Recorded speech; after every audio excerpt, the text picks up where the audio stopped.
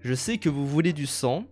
Et moi, la réalité, je n'ai pas vu la critique. J'ai pas vu cette vidéo-là, du coup, de Durandal. J'ai vu la critique originale qu'il avait fait, du coup, sur Superman.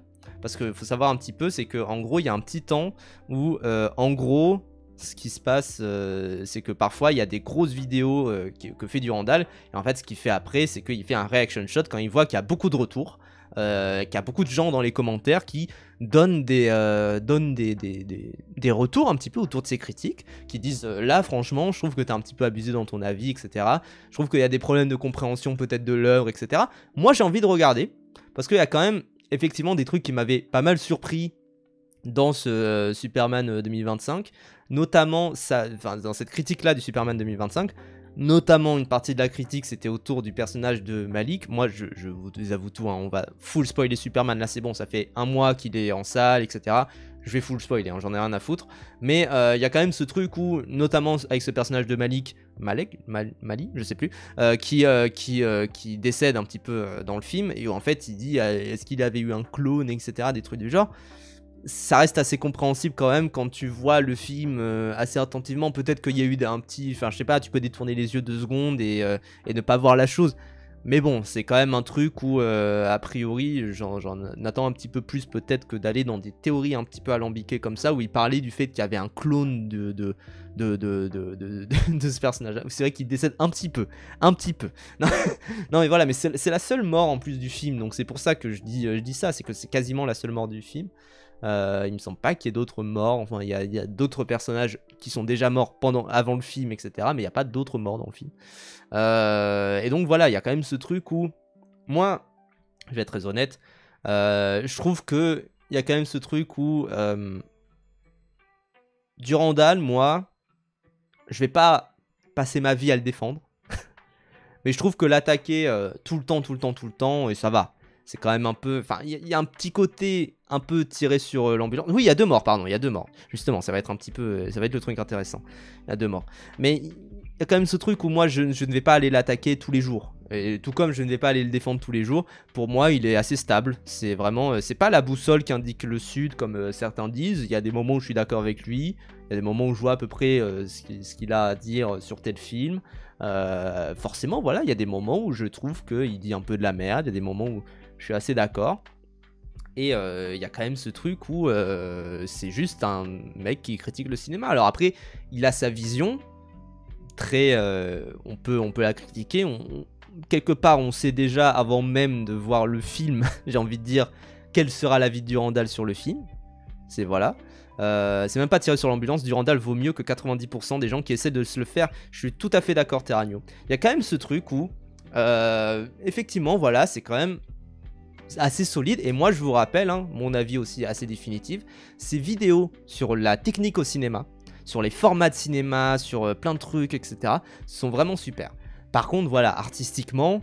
au niveau des goûts artistiques entre guillemets, vous savez, voilà, des goûts et des couleurs on ne dispute pas, mais on peut quand même ne pas être d'accord. Moi je suis pas toujours d'accord et je vois qu'il y a beaucoup de gens en ligne qui ne sont pas d'accord, donc voilà. Non mais voilà, bien sûr il raconte au moins une connerie par vidéo, mais aller l'attaquer systématiquement, non, faut arrêter, juste ignorez-le. Voilà, c'est ça, c'est au bout d'un moment, juste vous n'êtes pas d'accord avec Durandal, juste ignorez-le. Il y a quand même ce truc où, effectivement, il y a plein de gens où je me dis, ils sont quand même plus néfastes à la vision qu'on a du cinéma sur YouTube. Mais voilà, c'est pas Clapman, c'est pas, comment il s'appelle l'autre, Dirty Tommy, etc. C'est quand même le haut du panier, Durandal, ce qui est un petit peu inquiétant. Mais par rapport à la critique sur YouTube populaire, j'entends, hein, bien sûr, aux gens qui sont assez populaires, parce que je crois qu'il a plus de 200 000 abonnés, 300 000 abonnés, 325 000 abonnés. Au niveau des gens qui sont assez populaires, c'est pas de la merde. C'est pas non plus horrible que ça soit ce mec-là qui soit supra populaire. Je préfère ce type-là qui essaye un petit peu, hein, parfois il en parle, alors il fait pas forcément des vidéos dessus parce qu'il a eu un gros burn-out, etc. Mais il fait pas forcément des vidéos dessus, mais il essaye quand même un petit peu d'aller voir des films d'auteur, d'aller voir des films en dehors des blockbusters classiques.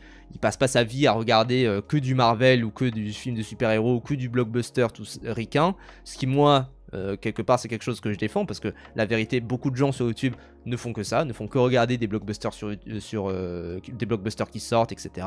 Donc voilà. Après oui, il est populaire car c'est un historique, mais ses vidéos restent quand même populaires, hein. C'est pas non plus juste parce qu'il a une grosse base. Il y a des gens, ils ont 1 million d'abonnés, ils ont la moitié des vues du Randall, hein. Donc voilà. Mais effectivement, voilà, il y a pire. Ce qui ne veut pas dire qu'il est incritiquable, hein. C'est pas parce qu'il y a pire que du Randall qu'il y a pas, qu'il pourrait pas être bien mieux. Donc voilà. Mais globalement, je comprends qu'on l'aime pas, mais je trouve que ses analyses sont vraiment intéressantes et poussées. Il est fidèle à lui-même et il a des takes qui changent un peu de la vie générale. Après, il a sa sensibilité artistique, plus débattable mais personnelle. Je suis de ton avis. C'est-à-dire que moi, je trouve que quand même, pour un vidéaste, entre guillemets, très mauvais selon certains, il se fait quand même un petit peu chier à faire des vidéos de plus d'1 heure. Là, il a fait 2 heures sur Alien Romulus, qui est pas non plus nécessairement un sujet d'actu. Voilà.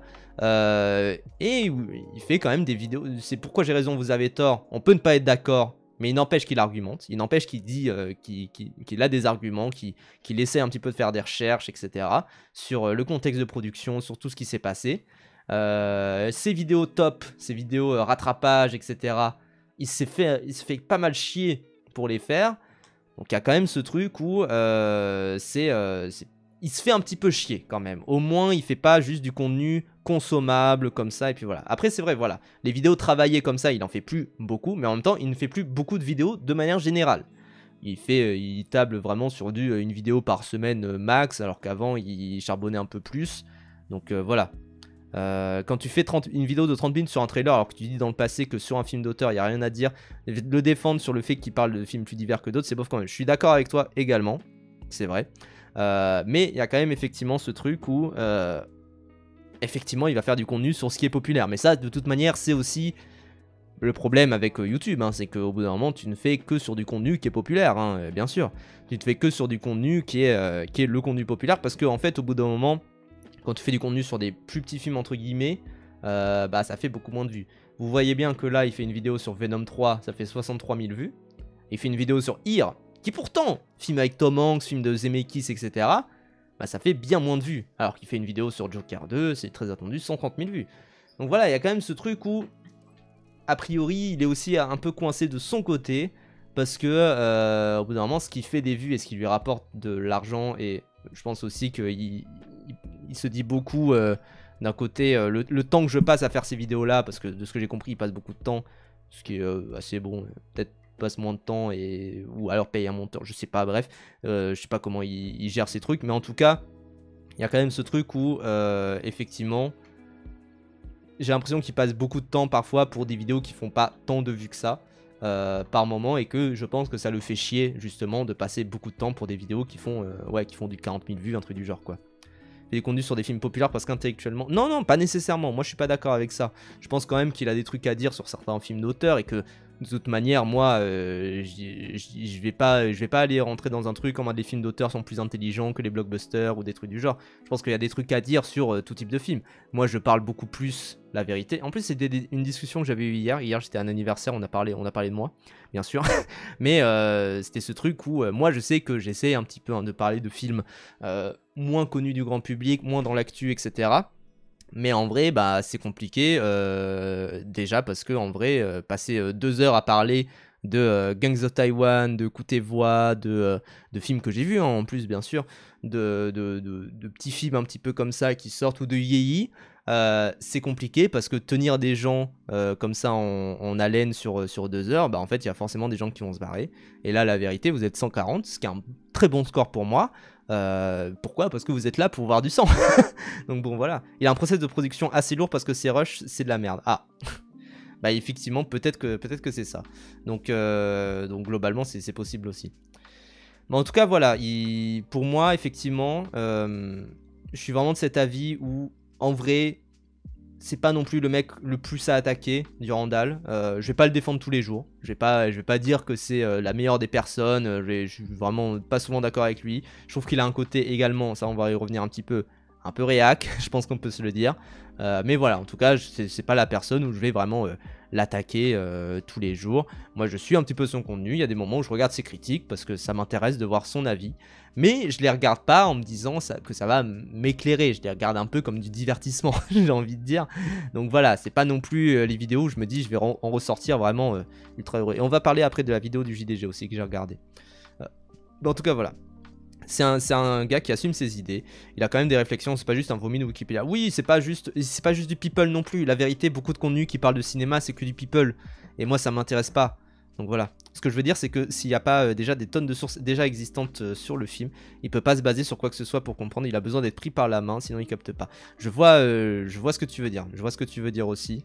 Donc voilà. Je préfère un gars comme Durandal qu'un Michael J. Voilà. Un Michael J qui va parler que de pop culture, ou je sais pas moi, un Captain Popcorn. Captain Popcorn, de ce que j'ai compris, il essaie de se réorienter un petit peu, il essaie de pas parler que de ça. Mais il y a quand même ce truc où effectivement.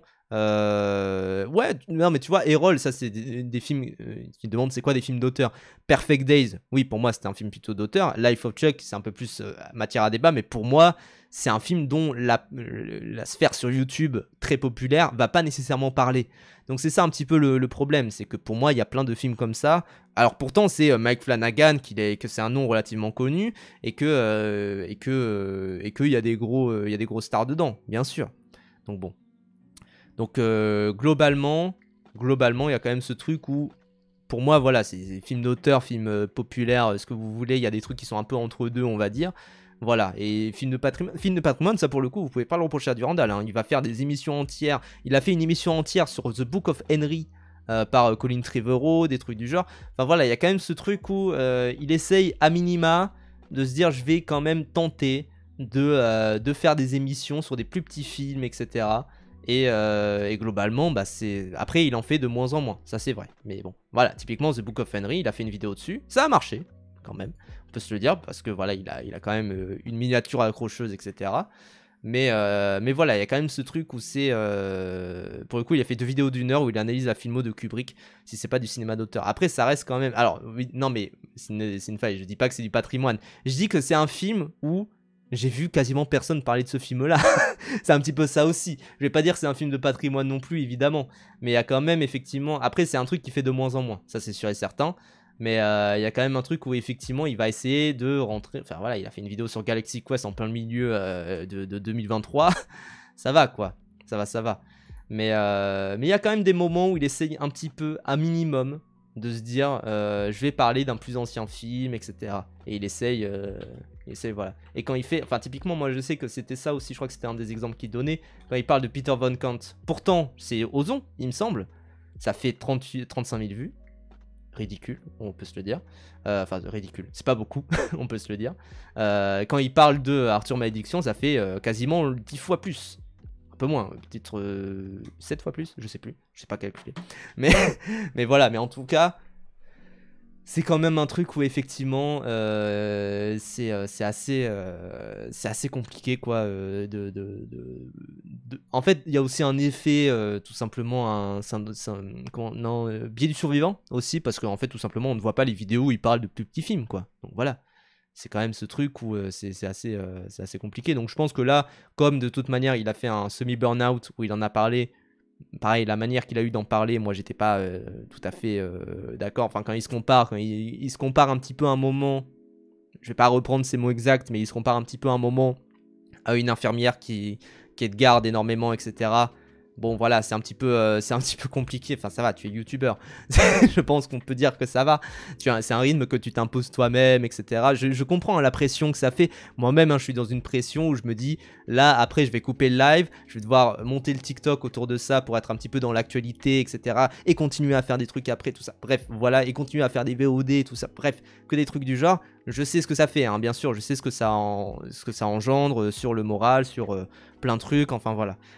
Mais quand même, il y a ce truc où ça reste un rythme que tu te poses toi-même. Moi, aujourd'hui, j'avais pas envie de faire de live, je faisais pas de live. J'ai quand même de l'avance un petit peu sur les TikTok, je sais quoi faire. Et voilà, quoi. Donc globalement, il y a ce truc où... et en vrai, il a la chance de... Actuellement... je sais plus s'il a un Tipeee, un truc du genre, mais je crois qu'il a un truc de financement participatif, une sorte de Patreon, des trucs du genre. En fait, il a de la chance que n'ont pas beaucoup de créateurs, c'est qu'il pourrait faire ce qu'il veut. Il pourrait faire n'importe quoi sur internet. Et la vérité, il pourrait décliner, enfin il pourrait effectivement, comme ça dit dans le chat, ne parler que d'anciens films, que de vieux films, etc. Peut-être que voilà, ça déclinerait un petit peu, mais je sais pas combien il gagne sur son Tipeee, je sais pas combien il a de gens qui le soutiennent. Il me semble qu'il y a quand même pas mal de gens qui le soutiennent, parce que moi encore une fois, j'ai vu sa vidéo sur son burn-out. Il disait, moi j'ai très peur de savoir est-ce que les gens me soutiendront, tout ça, et en fait finalement il y a eu un très gros soutien. Donc ouais, il y a quand même ce truc où, et encore une fois, il peut faire c'est pourquoi j'ai raison et vous avez tort, qui est son gros format phare, assez librement, et ça a du succès tout de même, ça lui permet de se rentabiliser, tout ça. Je crois qu'il a pas d'OP, il me semble pas l'avoir vu avoir des OP, ce qui pourrait être une démarche, hein, peut-être que éthiquement il a pas envie, enfin voilà. Mais globalement, il y a quand même ce truc où il pourrait vraiment faire beaucoup de contenu de grande qualité. Et le problème, moi si je devais un petit peu critiquer quand même, hein, c'est qu'il a un grand pouvoir implique de grandes responsabilités. Et globalement, il y a quand même ce truc où ça reste un cinéaste qui... Enfin un cinéaste... c'est aussi un cinéaste bien sûr. Ça reste un youtubeur qui effectivement fait que des vidéos sur des trucs très populaires, alors qu'il a le pouvoir de faire ce qu'il veut. Donc voilà, ça reste un petit peu critiquable, mais en même temps, bah écoutez, il a envie aussi du Randall, hein, je pense qu'il a cette vision-là du cinéma, où pour lui, le cinéma, c'est parler de cinéma, c'est parler avec des gens. Et donc, si tu parles d'un film et que ça fait 20 000 vues, 30 000 vues, comme on a vu tout à l'heure, peut-être que c'est pas effectivement l'optique que tu peux avoir. Et quand tu fais une vidéo bien plus regardée comme celle sur Superman, je sais pas combien il y a de commentaires dessus, mais déjà voilà, quasiment 150 000 vues. C'est assez bien, hein, bien sûr, pour du Randall. Et 1500 commentaires. 1500 commentaires, les gens. Ça reste beaucoup de gens qui discutent, qui débattent, etc. Et puis, je pense, voilà, il a une vision du cinéma où juste il aime bien les divertissements. Et puis voilà. C'est quand même ce truc où moi je ne vais pas critiquer nécessairement les gens qui aiment beaucoup les cinémas populaires, quoi. Donc voilà. Et voilà, et comme dit Don Drugui, je pense quand même qu'il a une culture cinématographique. Je pense quand même qu'il essaye de faire découvrir un petit peu des types de cinéma à des gens. Évidemment, les vidéos qui marchent le plus, c'est les vidéos comme ça, où ça parle de Star Wars, de Alien, de Prometheus, tout ça. Il a quand même fait un Pourquoi j'ai raison et vous avez tort sur Autant n'emporte le vent, qui est, bon voilà, c'est un des plus gros succès de tous les temps. Je pense qu'on peut se dire que c'est très populaire, mais sur une plateforme plus jeune, ça reste quelque chose qui est assez sympa à voir. Donc voilà. Torti Tommy aussi, il a une culture, c'est vrai. Mais voilà, mais j'ai plus confiance en la culture de Durandal, je ne sais pas pourquoi. Mais voilà. Et sa vidéo, les salles de cinéma partent en couille, très très bonne, sur vraiment les arnaques des salles de cinéma et tout, c'est vraiment très très chouette. Donc voilà, il y a quand même à boire et à manger, il y a quand même des trucs où ça reste assez chouette de voir ce qu'il fait. Et voilà quoi, moi c'est un gars, je le suis dans ses avis, personnellement. Donc voilà, et évidemment, alors aussi bien sûr, hein, ça reste quand même un truc, hein, c'est qu'il y a aussi beaucoup de gens juste qui se moquent parce que c'est une cible facile et qu'en plus il répond. Et qu'en plus voilà, et que en plus il y a des mèmes sur lui, le truc sur Lucie, moi-même je l'ai repris hein, bien sûr, mais il y a quand même ce truc où il y a des mèmes sur lui, donc voilà, forcément ça devient un peu une lolco hein, pour beaucoup de gens, donc voilà quoi. Mais du coup, voyons voir, alors moi comme je vous ai dit, j'ai vu sa critique de Superman, on va pas se la remater. Mais j'ai vu sa critique de Superman, il y avait des moments où j'étais pas d'accord, il y avait des moments où je trouvais ses analyses assez creuses. Et je sais qu'il y a eu un extrait de ce reaction shot du coup qui est sorti en dehors de la sphère YouTube, pour en parler un petit peu. Beaucoup de commentaires, il y a quasiment la moitié de commentaires alors qu'il y a un tiers des vues. Donc voilà. Et oui, il y a aussi son court-métrage, et je veux dire, ça quand même on peut se rappeler de la manière qu'avait eu Yerim Sar de parler de son court-métrage. Excellent, enfin vraiment, enfin c'est incroyable, bien sûr, mais même ça c'est un truc, il est revenu dessus, tout ça, enfin voilà. Je pense quand même qu'il y a un côté où ça de toute manière c'est comme tout réalisateur, j'ai envie de dire, il doit être assez susceptible dessus, enfin voilà quoi. Mais bref. Et oui, il a toujours un truc tati en plus derrière, alors je sais plus, je crois qu'il a bougé un petit peu, je sais plus exactement, mais voilà, il a toujours un truc avec la collection Jacques Tati derrière lui. Donc quand même, ça va, hein. A priori, il s'y connaît en cinéma. Mais donc, voyons voir ce reaction shot de Durandal.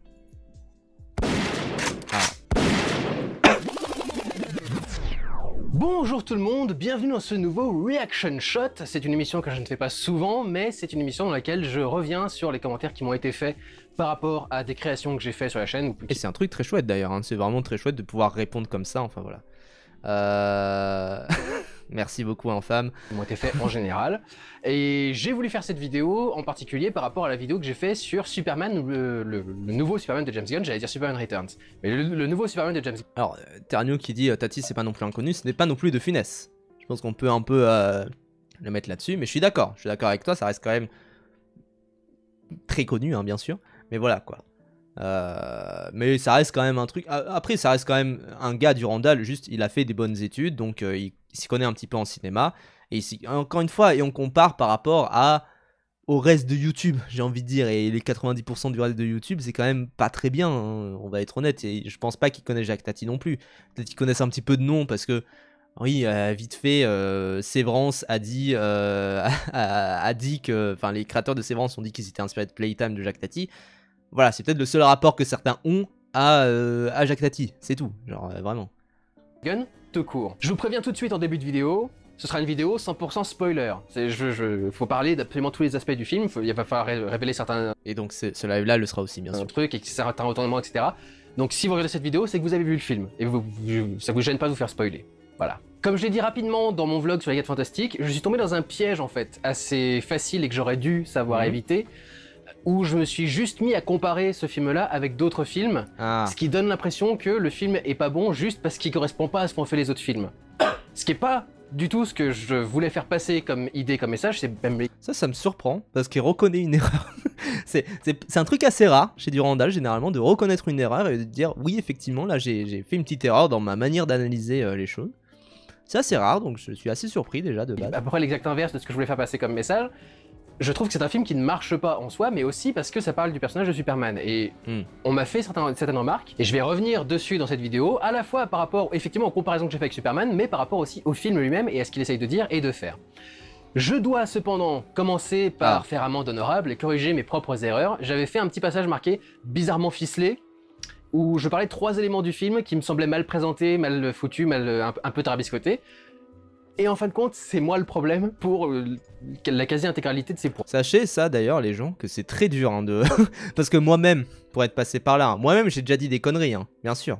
Et il y a des moments, alors déjà j'en dis moins je pense que beaucoup parce que je suis en live, et donc parfois vous me corrigez en fait tout simplement dans le chat, mais des fois vous n'êtes pas forcément à l'affût pour me corriger ou des trucs du genre, et donc forcément moi quand je monte des TikTok tout ça, je corrige un petit peu, enfin je fais un petit peu des recherches tout ça, mais des fois il y a des conneries que je dis, typiquement... Ça m'avait marqué hein, parce que j'avais eu beaucoup de commentaires par rapport à ça. J'avais parlé du mode Kurosawa dans Ghost of Yotei. Et j'avais dit, ouais, sachant que la moitié des... Enfin, c'est un mode, c'est un filtre dans Ghost of Tsushima qui passe le film en noir et blanc. Et j'ai dit, bon, sachant que la moitié des films de Kurosawa sont en couleur, tout ça, c'est faux. C'est pas la moitié, bien sûr. Mais voilà. Mais il y a quand même ce truc où effectivement... c'est des petites erreurs qui peuvent se glisser comme ça. Et c'est une connerie de ma part, j'ai été trop rapide. Voilà, et c'est un truc que j'en ai parlé ensuite en commentaire, il me semble, j'ai mis un erratum, mais voilà.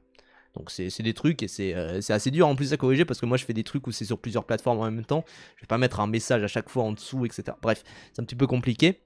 Mais j'essaie à chaque fois de corriger et j'essaie à chaque fois de dire oui, bah là je me suis trompé. Pareil sur Flow, j'ai dit que le film était animé sur Unity. Non, il est animé sur Blender. Donc voilà, que des trucs comme ça et ça donne des discussions également. L'essentiel du propos reste quand même le même, c'est juste vraiment des erreurs factuelles qui ne changent en rien au propos, on va dire, et à ce que je suis en train de dire. Mais voilà, c'est des trucs où en soi c'est des petites corrections à faire à chaque fois, c'est juste un petit peu compliqué quoi. Ah oui, c'est vrai, il y a une liste Sens Critique qui répertorie toutes les bêtises qu'aurait dit Durandal, etc. Enfin des trucs du genre, pourquoi il aime pas tel film, pourquoi il aime tel film. On peut aussi rappeler quand même que pourquoi à la base, quand il y a eu la révélation de David Coren Sweat en Superman, vu qu'on est dans Hercule, quand il y avait la révélation de David Coren Sweat en Superman, qu'est-ce qu'il avait dit comme critique entre guillemets, même si bon ça reste une petite remarque, c'est juste une petite remarque. Je sais pas si c'est la remarque la plus importante à faire, hein, bien sûr, mais il y a quand même ce truc où ça reste un petit peu, bon, c'est pas non plus on parle de cinéma là, je veux dire, et en plus, on sait très bien que, en plus là, l'annonce du casting c'était il y a plus de 2 ans. Tu sais très bien qu'il y aura un entraînement intensif, etc. Qu'il y aura des trucs où la personne va être extrêmement retapée partout, etc. Enfin, c'est tout le discours d'ailleurs dans Fabelmans où ça disait, oui, tu m'as montré, tu m'as montré comme un dieu. Alors que je ne suis pas ce dieu dans l'œil de la caméra. Et donc, je vais devoir constamment aller être au-dessus de ce dieu-là, etc. Donc voilà. Il y a quand même ce truc où je comprends hein, le truc, mais on reste quand même quand on reste cinéphile, on sait que tu peux retoucher les images, retoucher les corps avec des muscle padding notamment. Donc c'est des petits costumes avec des sortes de petits, je sais pas, des petits coussins. Je sais pas en quoi c'est fait exactement, mais pour paraître un peu plus musclé quand tu es en costume, avec des faux abdos, etc. Donc voilà, que des trucs comme ça. Et aussi bah juste parfois t'aimes pas la gueule d'un acteur, quoi, je sais pas, c'est juste ça. Donc bon.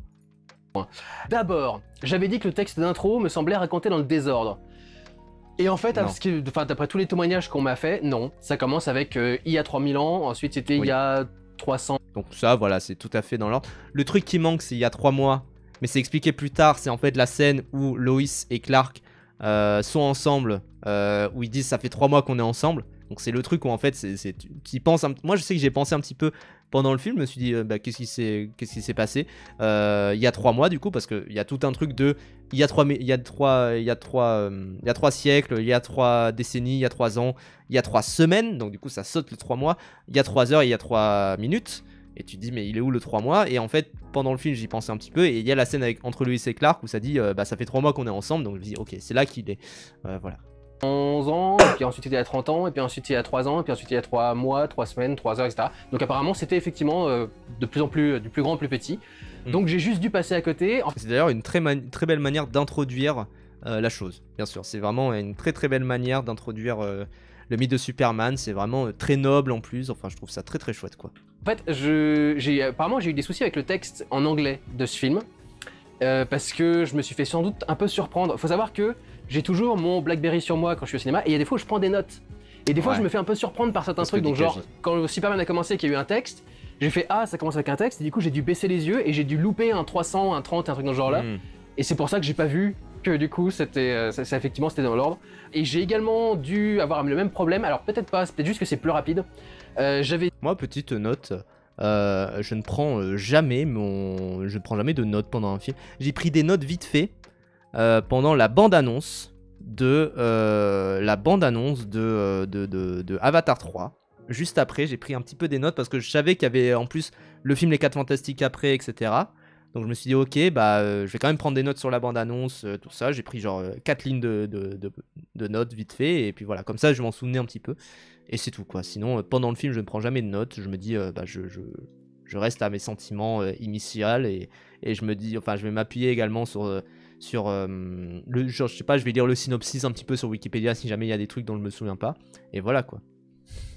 Alors notez derrière avec une feuille A4 etc et genre une pochette plastifiée, tout ça c'est un peu chiant à cause de la lumière principalement, donc voilà, c'est pour ça aussi que moi pareil prendre des notes sur le téléphone c'est compliqué aussi à ce moment là quoi. Donc bon, mais voilà, j'imagine. Enfin, après, tu dis ça, Nick ta mère bleue, en mode. Je trouve ça insupportable de sortir son tel pour prendre des notes au ciné.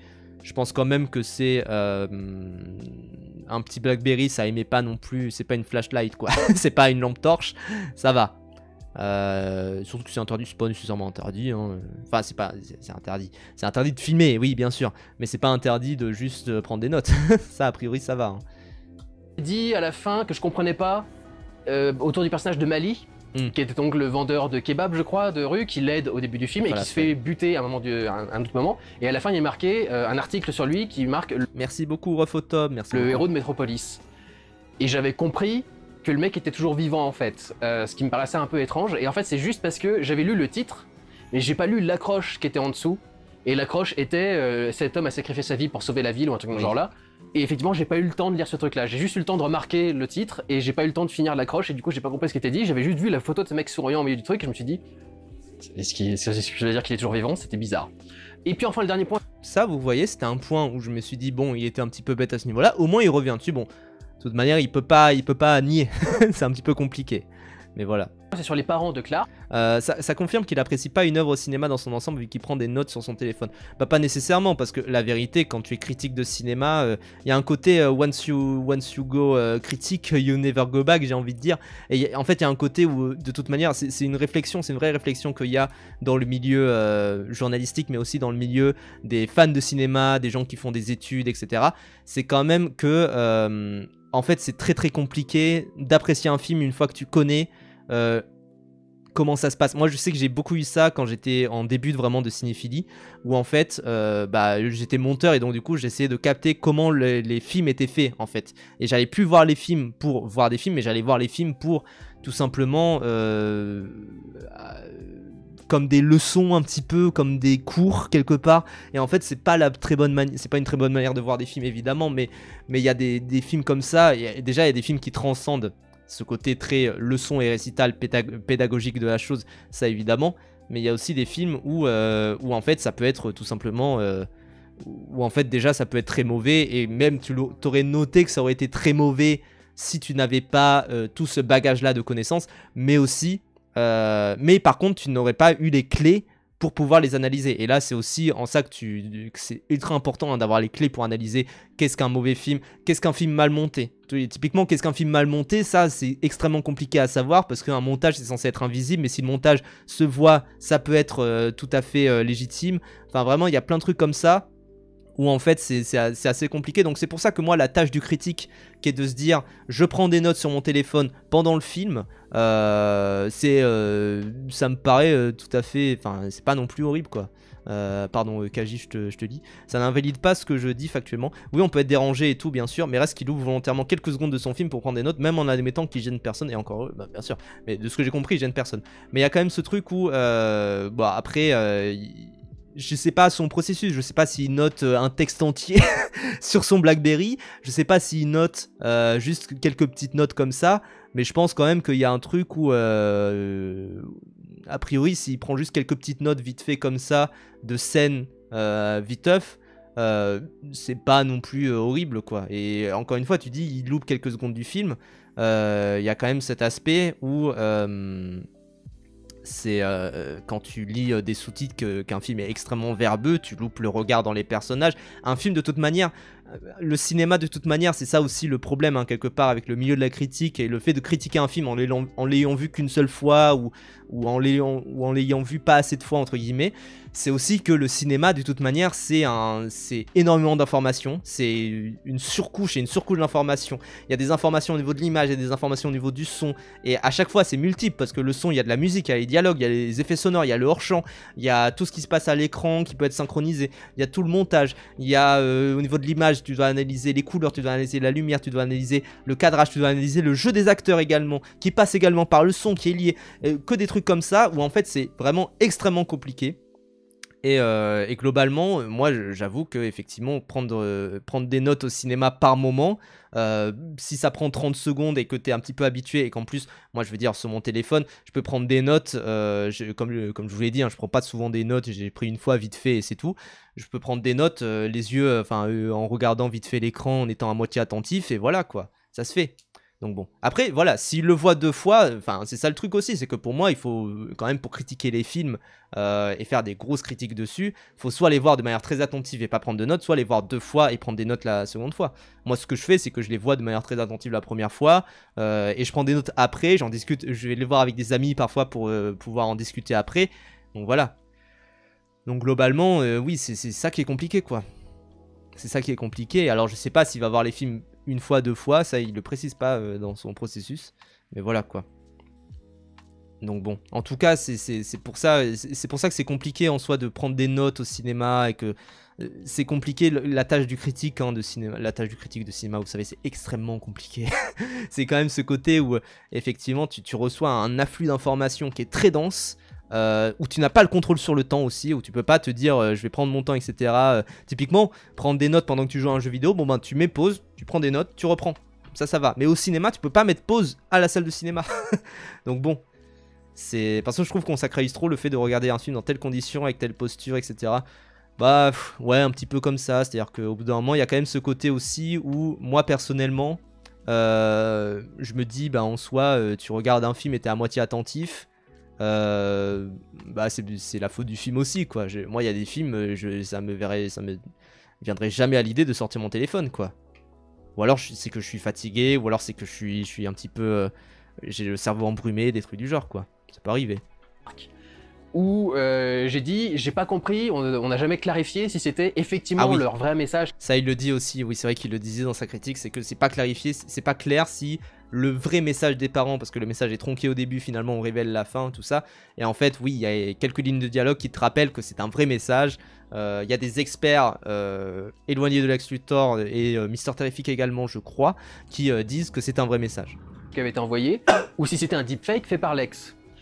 Et en fait, je pense que j'étais juste dans le déni, parce que ça me semble tellement incohérent avec ce qui est censé... Je vois ce que tu veux dire, KG. Après, moi, je suis pas forcément extrêmement d'accord, parce qu'à un côté, c'est quoi profiter d'un film? J'ai envie de dire, c'est quoi profiter d'un film entièrement? Un film entièrement où il y a 50 000 détails. Enfin, je pense que typiquement, là, je parlais tout à l'heure de Snake Eyes, que j'ai vu récemment au cinéma. Je pense que Snake Eyes, pour en profiter entièrement, il faut le voir plusieurs fois. Et moi, j'en ai profité pas pleinement, et je le reverrai une autre fois dans ma vie, certainement. Mais c'est dur un petit peu, hein, voilà. Censé être ces personnages. Alors on m'a sorti qu'il y avait une version du comics où ils étaient comme ça, on y reviendra. Attendez, on y reviendra. Apparemment ils étaient aussi comme ça dans Smallville, on y reviendra aussi. Oui.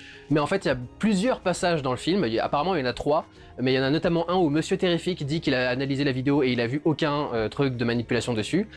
Un mec qui prend 0 note peut se perdre dans ses pensées et beaucoup moins suivre qu'un Durandal. Alors après, là, vu que Durandal a fait 3 trucs pour dire j'ai pas trop suivi parce que je prenais des notes, c'est un petit peu compliqué à défendre comme avis. Mais je vois ce que tu veux dire, mais c'est un petit peu compliqué, ouais. Pas d'accord avec la taille, car si le film dure 3 heures et qu'il y a des moments où tu t'ennuies et tu daydream, tu profites pas. Oui, je vois le truc aussi. Enfin, il y a forcément des moments. Enfin, moi, je sais que tu profites pas pleinement d'un film quand tu regardes comme ça sur le côté, quand tu regardes le film, t'es assez concentré, mais que je sais pas, t'as un truc dans la tête qui est bizarre, tu penses à est-ce que j'ai éteint mon four, des trucs du genre, c'est un petit peu compliqué. Mais oui, je vois en vrai, je vois ce que tu veux dire, Kaji, évidemment.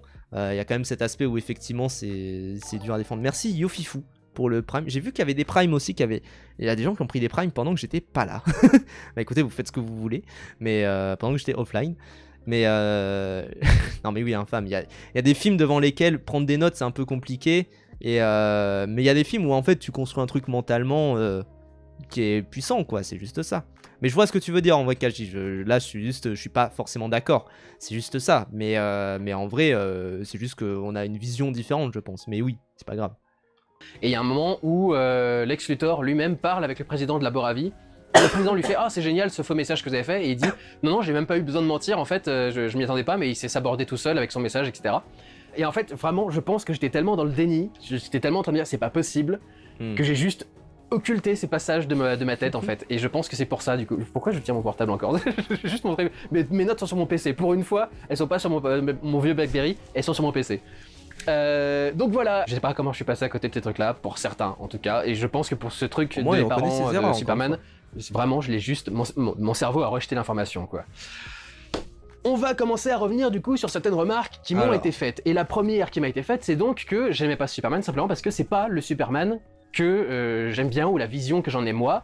C'est la critique hein, de toute manière, là ça fait un mois que y a que les fans. Enfin moi ça me saoule un petit peu le fait qu'il y ait une guerre entre les fans de Snyder, les fans de James Gunn, etc. Ça me paraît débile, genre vraiment. Enfin il y a vraiment ce côté où juste vous avez deux versions différentes qui peuvent cohabiter, qui peuvent exister pleinement d'un côté de l'autre. Ça va quoi, c'est bon. Oh. Et je devrais lire des comics parce que de toute façon je suis qu'un gros inculte et tout le bordel. Alors j'ai envie de vous dire à tous ceux qui me disent ça, faites mon métier, critiquez plusieurs films. Ah, Kaji, t'entends ça? Non, pardon. Dans le mois et dans l'année, du coup. Et du coup, tapez-vous à chaque fois tous les bouquins de base qui ont servi à adapter le truc. Lisez les séries de comics entières qui parfois s'étendent, dans le cas de Superman, jusqu'aux années 30 ou 40 ou un truc dans ce genre-là. Faites donc ce travail préparatoire-là pour tous les films. Tous les films dont vous parlez dans votre vie. On verra bien du coup si vous dites des trucs plus légitimes que moi et surtout si vous y arrivez. Mais quand il y a autant de choses qui sortent et quand quasi tout est une adaptation, surtout aujourd'hui, on n'a pas forcément les moyens de tout lire. Mais et surtout, la vérité, moi, là où je suis d'accord avec lui, hein, c'est quand même ce truc où l'injonction à dire il faut lire des comics Superman parce que sinon t'as pas compris Superman. Non, il y a la majorité des gens qui vont au cinéma voir un film Superman n'ont lu aucun comics Superman. Ou alors oui, ils ont vu vite fait un truc, des trucs du genre, ils ont vu le cartoon quand ils étaient jeunes, des trucs du genre.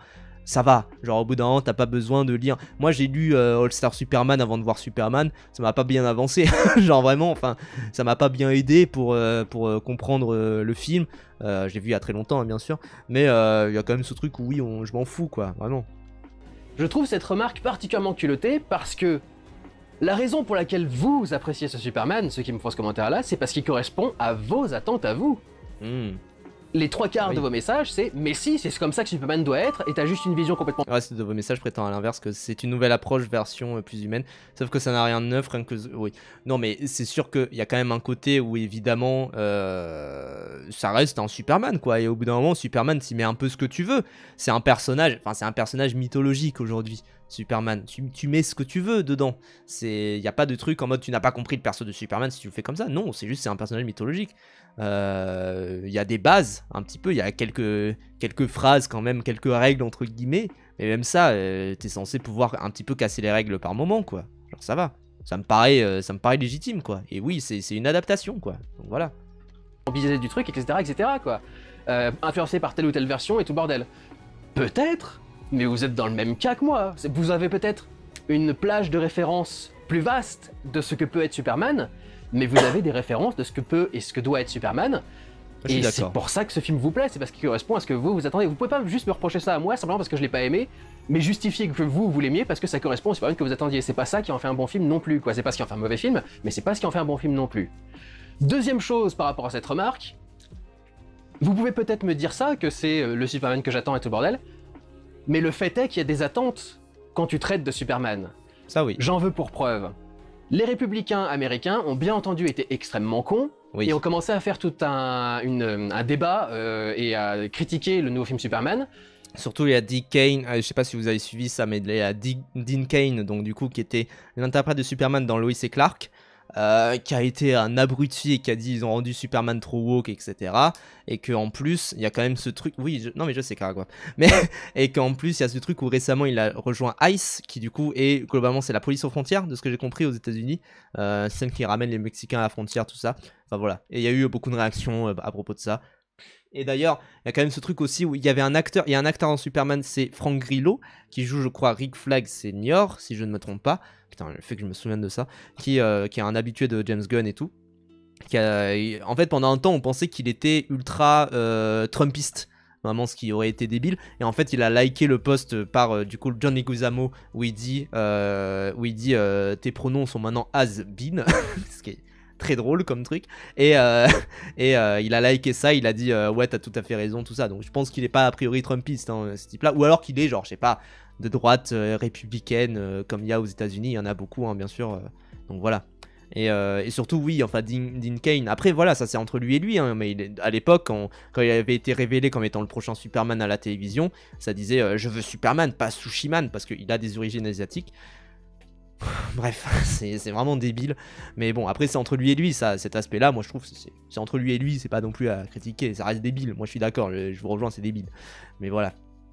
Mais en tout cas, effectivement, là où je suis d'accord, c'est quand même que ça reste Superman. C'est pas pour rien. C'est pas pour rien déjà que cet univers-là, il commence avec Superman et que ça reste Superman. C'est le papa de tous les super-héros maintenant.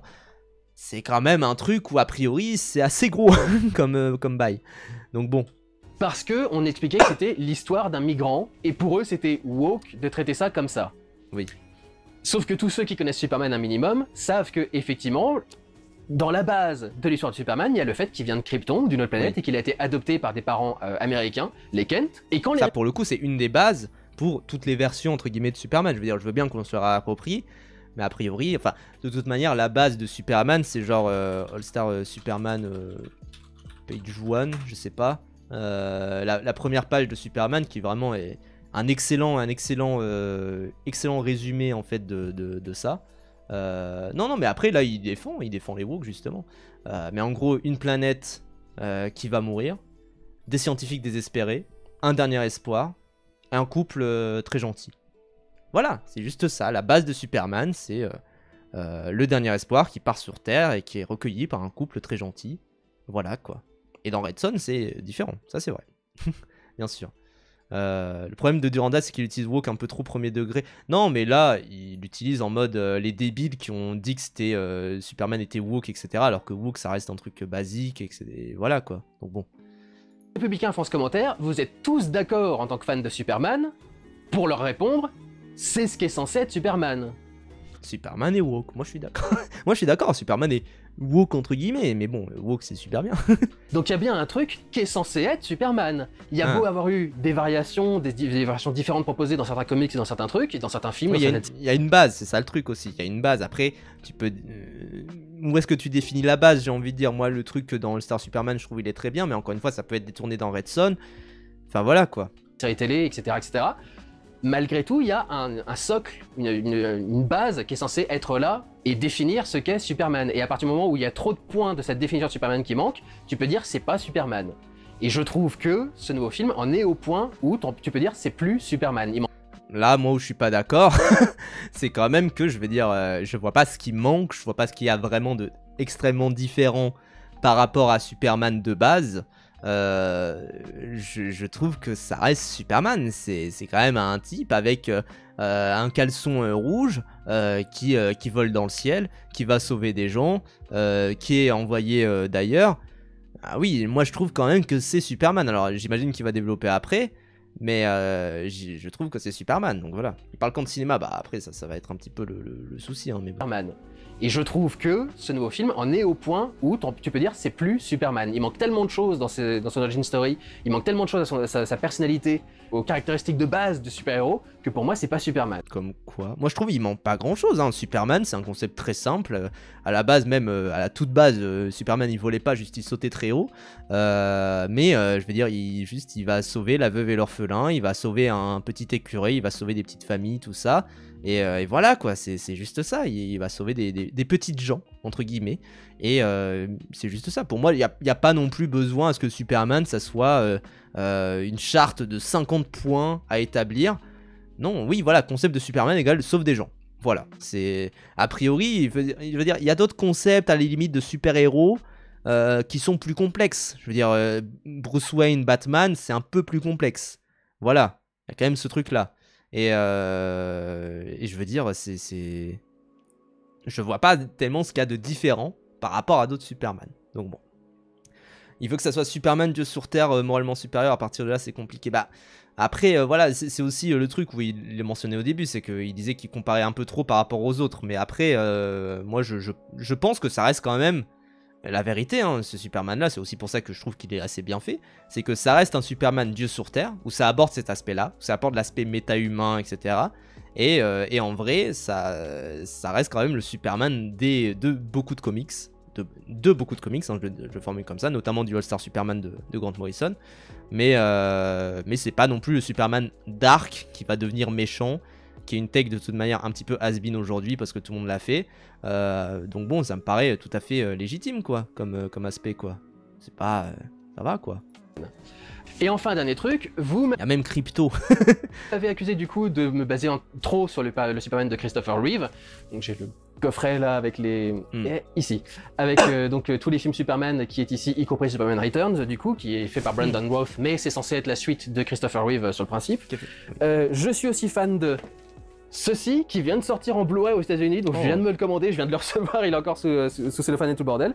Ces débats autour de Superman m'ont donné envie de revoir certaines versions de Superman, et notamment celle-ci, qui est une... Ce qui est beau quelque part, hein, bien sûr. Qui est une de celles que j'aime bien, en tout cas dans mes souvenirs, c'est ce que je vais tester et vérifier, mais je l'avais revu il y a pas longtemps, et je vais pas passer un mauvais moment.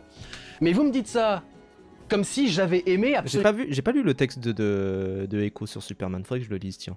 Tous les films dans lesquels Christopher Reeve était présent. Je trouve qu'il incarne bien Superman. Mais pour autant, si vous me demandez si je trouve que Superman 2 et 3 sont bien, je vous dirais non. Et pourquoi est-ce que je vous dirais qu'ils sont pas bien? Parce qu'on a foutu de l'humour à la con dedans, parce qu'on essaye de rabaisser un petit peu le personnage de Superman. Il y a une scène, où, je l'avais montré dans mes analyses de trailer, je pense que il faudrait que vous regardiez mes analyses de trailer, en plus du vlog. Oh, ça va, il y a hein. beaucoup de choses que j'ai dit dans les analyses de trailer et que j'ai juste oublié de ressortir On n'a pas que ça à foutre quand même. dans le vlog, mais que j'avais déjà dit. Moi je suis sympa, je regarde la vidéo entière. Les autres ils ont juste vu l'extrait d'Infâme sur Twitter, ça va. Hein. À ce moment-là, il y a une scène dans Superman 2 où Superman essaye de presser le presse-orange de Lois et il se coince le doigt au milieu du truc. Et il y a une blague en mode oulala, il s'est coincé le doigt, mais heureusement ça lui fait pas mal et tout le bordel. Enfin, c'est pas drôle, ça marche pas. Le 3, c'est un stand-upper, un comédien de stand-up, Richard Pryor, qui prend tout le film. Et ça marche pas du tout, et ça, il essaie de mettre trop d'humour et ça fait des trucs un peu débiles. Vous savez, c'est les fameuses scènes où il y a le méchant Superman qui tire des cacahuètes dans le bar et tout le bordel. C'est vraiment, enfin voilà, c'est un truc qui marche pas. Et à l'inverse, je trouve que le 4 marche bien, parce que le 4 n'est pas comique, c'est pas une comédie ou un truc genre là, le 4 est camp.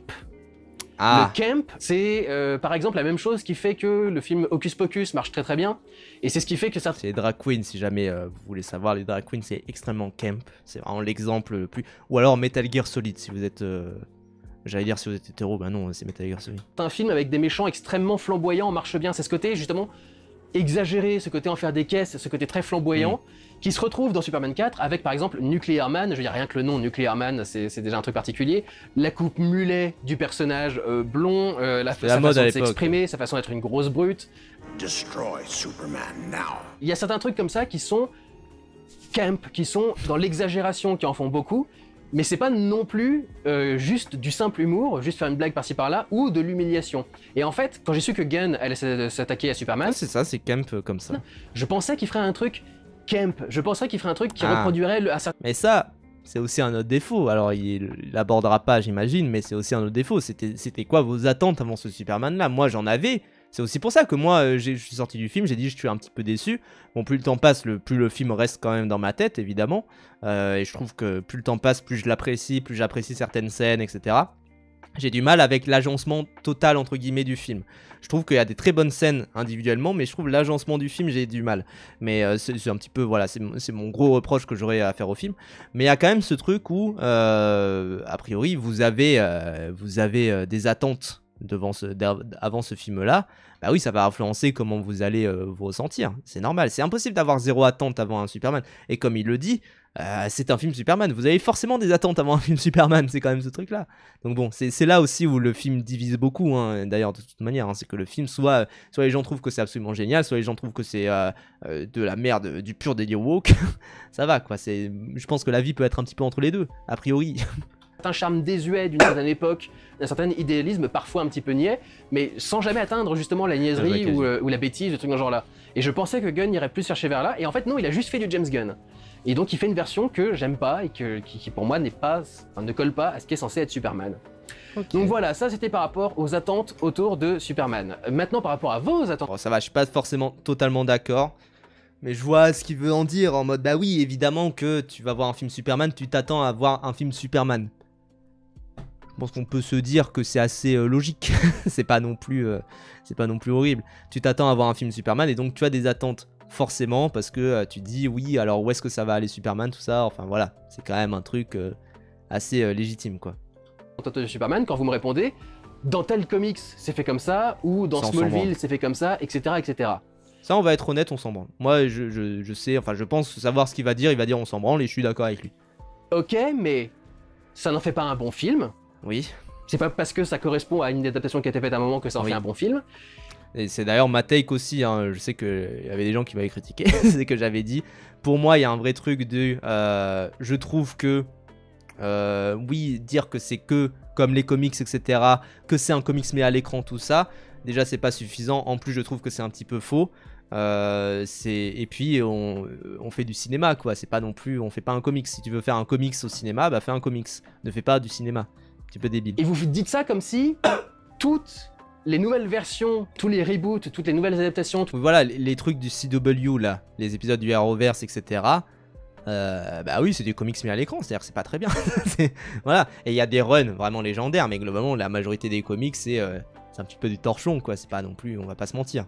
Les nouveaux traitements faits par de nouveaux auteurs ou de nouveaux artistes de super-héros dans les comics étaient toujours bonnes et universellement appréciées. Oui. Il y a des versions de Superman qui ont mieux marché que d'autres. Notamment, il y a celle avec les cheveux longs. qui a pas plu pendant très longtemps. Alors, Kaji, les attentes de n'importe qui, on s'en fiche. Le film propose ce qu'il propose, point. La question est de savoir si tu as envie de passer un contrat avec le film ou pas. Tout à fait. Je suis d'accord, mais en même temps, bah, c'est dur hein, de pas avoir d'attente. Genre, c'est ça la réalité aussi, c'est dur de pas avoir d'attente. Surtout, encore une fois, pour un film Superman, quoi. C'était un truc un peu particulier. Il me semble que, moi, je suis pas sûr, encore une fois, j'ai des connaissances un peu superficielles en Superman. Un petit peu, mais un peu superficielles quand même. Mais il y a certaines versions qui ont jamais marché, certaines versions qui ont jamais pris. Et notamment, c'est pas parce qu'il y a un élément qui revient d'un comics qu'il est traité aussi bien qu'il a été traité dans les comics. Oui. Typiquement, beaucoup de gens m'ont dit ce Superman c'est All-Star Superman. Parce qu'apparemment ça correspond vachement. C'est pas que c'est All-Star Superman, c'est que ça a été une des grosses inspirations à Skip d'après James Gunn. Ça a été All-Star Superman aussi parce que c'est un comics relativement récent qui se prend pas beaucoup la tête, même si en vrai c'est un petit peu le défaut, c'est qu'il y a beaucoup trop de persos dans All-Star Superman, qui se prend pas trop la tête, qui a un run assez court, donc c'est assez facile de le mettre en film, mais en même temps c'est pas du tout All-Star Superman, parce que All-Star Superman, la base de All-Star Superman c'est Superman va mourir, et du coup ses forces se sont quadruplées, parce qu'en gros il a eu un contact avec je sais plus une machine de Lex Luthor, un truc du genre, et en gros ses forces sont décuplées, juste il est en train de mourir, donc il a quelques mois sur Terre. Qu'est-ce qu'il va faire? Il va du coup faire le truc le plus Superman qu'il puisse faire, être le plus Superman entre guillemets. C'est pour ça que c'est une grosse base effectivement du Superman de James Gunn et que c'est une bonne idée de le prendre comme base évidemment. Donc bon. En termes de ton, en termes apparemment même d'humour et tout ce genre-là, et je me dis, ok d'accord, je me renseigne vite fait sur All-Star Superman. All-Star Superman, c'est une version du comics où Superman a un cancer, et en gros on suit les derniers trucs qu'il a à faire dans sa vie avant de mourir. T'as une sorte de mélancolie générale pour encadrer le truc et qui fait comprendre que effectivement les choses sont peut-être un peu absurdes pour lui maintenant, étant donné que sa vie va se terminer, qu'il sait pas si ça... Après il y a vraiment un côté, moi j'adore All-Star Superman, je trouve que c'est super bien écrit. Il y a vraiment un côté effectivement, comme il dit, mélancolique, mais plus que ça, il y a aussi un côté assez joyeux, enfin, il y a vraiment un côté tout ce qui englobe Superman, et il y a aussi beaucoup de réflexions sur c'est quoi être Superman, tout simplement, c'est quoi mourir, enfin, c'est vraiment super chouette à ce niveau-là. Les accomplissements vont continuer plus tard, etc. etc. Et du coup, il y a un côté un peu aigre-doux à cette histoire, qui n'est pas du tout présent dans le nouveau Superman. Donc, c'est pas juste parce que certains... Il y a un peu des scènes quand même sur ça veut dire quoi être un héros, tout ça, notamment la scène où t'as après la révélation du coup du message complet de Krypton, etc. Il y a quand même un côté assez comment dire, assez effectivement de réflexion autour de c'est quoi être un héros, autour de c'est quoi faire le bien, notamment cette phrase de Lois Lane que j'ai vu beaucoup ressortir. En mode, tu penses que tout le monde est magnifique, tu penses que le monde entier est magnifique, des trucs du genre. C'est ce qui est une très belle phrase d'ailleurs pour résumer Superman. Donc voilà, il y a quand même ce truc où ça reste un petit peu là-dedans, quoi. Les éléments reviennent d'un truc du comics, que forcément ça marche super bien dans le film.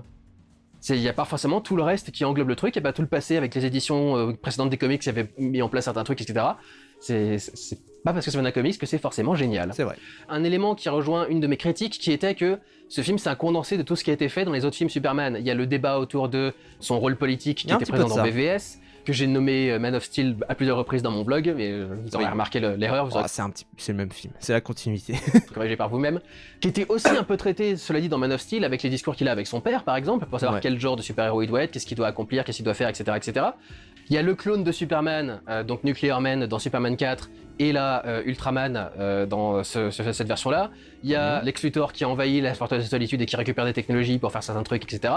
Donc c'est un gros condensé quand même de son plan qui est de récupérer du terrain, qui était le plan de Superman 1 et de Superman Returns d'ailleurs. Et donc il y a des gens qui m'ont dit oui mais du coup c'est des éléments de base du comics et ça revient, etc. etc. Et je veux dire, oui ok je veux bien, mais sur Superman notamment, il y a 100 ans de comics desquels s'inspirer. Et vous avez... Et surtout, on va pas se mentir, mais les films s'inspirent forcément des comics, enfin c'est un petit peu ça aussi, quoi. Pas me dire qu'ils sont obligés de se battre avec les 6 mêmes idées pour faire un film. Après, en fait, le problème aussi, ça, avec cet argument-là, c'est que du coup, il y a 100 ans de comics, mais en vrai, enfin, il y a au moins la moitié où c'est des trucs, où c'est des arcs enchevêtrés dans des milieux, en fait, de run de comics. Et vas-y, c'est compliqué, quoi. Enfin, et même il y a des arcs parallèles, il y a des Elseworlds, etc. Pour un début de film Superman, c'est un petit peu d'ailleurs ce que je reproche, c'est que pour un début de film Superman, c'est assez confus par moments, et ça essaye de faire beaucoup de choses. Mais pour un début de film pour un début d'univers partagé d'ici, DCU, tout ça, commencer par des arcs très étranges en mode Doomsday qui arrivent sur Terre, des trucs du genre, c'est un petit peu complexe quand même, hein, je pense qu'on peut se le dire. Qui sont obligés de réassembler et remettre en place et machin, enfin c'est... Il y a quand même pas que ces histoires-là à raconter dans Superman, quoi. Et justement, si tu veux faire un Superman un peu différent, si tu veux relancer un DCU par exemple, va pas piocher dans tout ce qui a déjà été fait avant, parce que c'est le meilleur moyen de te faire comparer à ce qui a été fait avant. Bah pourquoi pas. Enfin, je veux dire, à chaque fois, en fait, à chaque fois aussi le problème, hein, quand même, c'est que bah à chaque fois les Superman, il a beaucoup redémarré en fait, tout simplement. Donc bon, c'est un petit peu ça le souci, c'est que forcément tu redémarres. Et là déjà, au moins, c'est pas une origin story, j'ai envie de dire. Donc ouais, tu redémarres quoi, c'est normal. Justement, va chercher une histoire plus originale. Il avait annoncé Crypto, du coup, qui venait dans le truc. Tu te dis, bah, je suppose que dans les histoires avec Crypto, il doit y avoir comment jamais été raconté au cinéma. Donc raconte ça, plutôt que de faire toutes les histoires des autres Superman mélangées en une et faites à la James Gunn. C'est quand même con, quand même. Après, il y a des éléments en plus, justement. Enfin, bref. Mais c'est pour ça que moi, je trouve qu'il se contredit un petit peu dans le côté, bah, en vrai, du coup, le problème, c'est que là, tu dis, c'est un mélange de tout ce qu'il y avait avant, sans idée originale. Bah, du coup c'est Superman, parce que ce qu'il y avait avant c'était Superman, et là ça serait moins Superman, je sais pas, je comprends pas trop en fait. Donc voilà, ça c'était par rapport à ce qui vient des comics.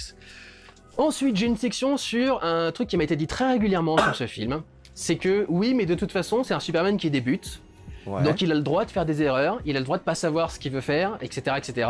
À quoi j'ai plusieurs reproches à faire.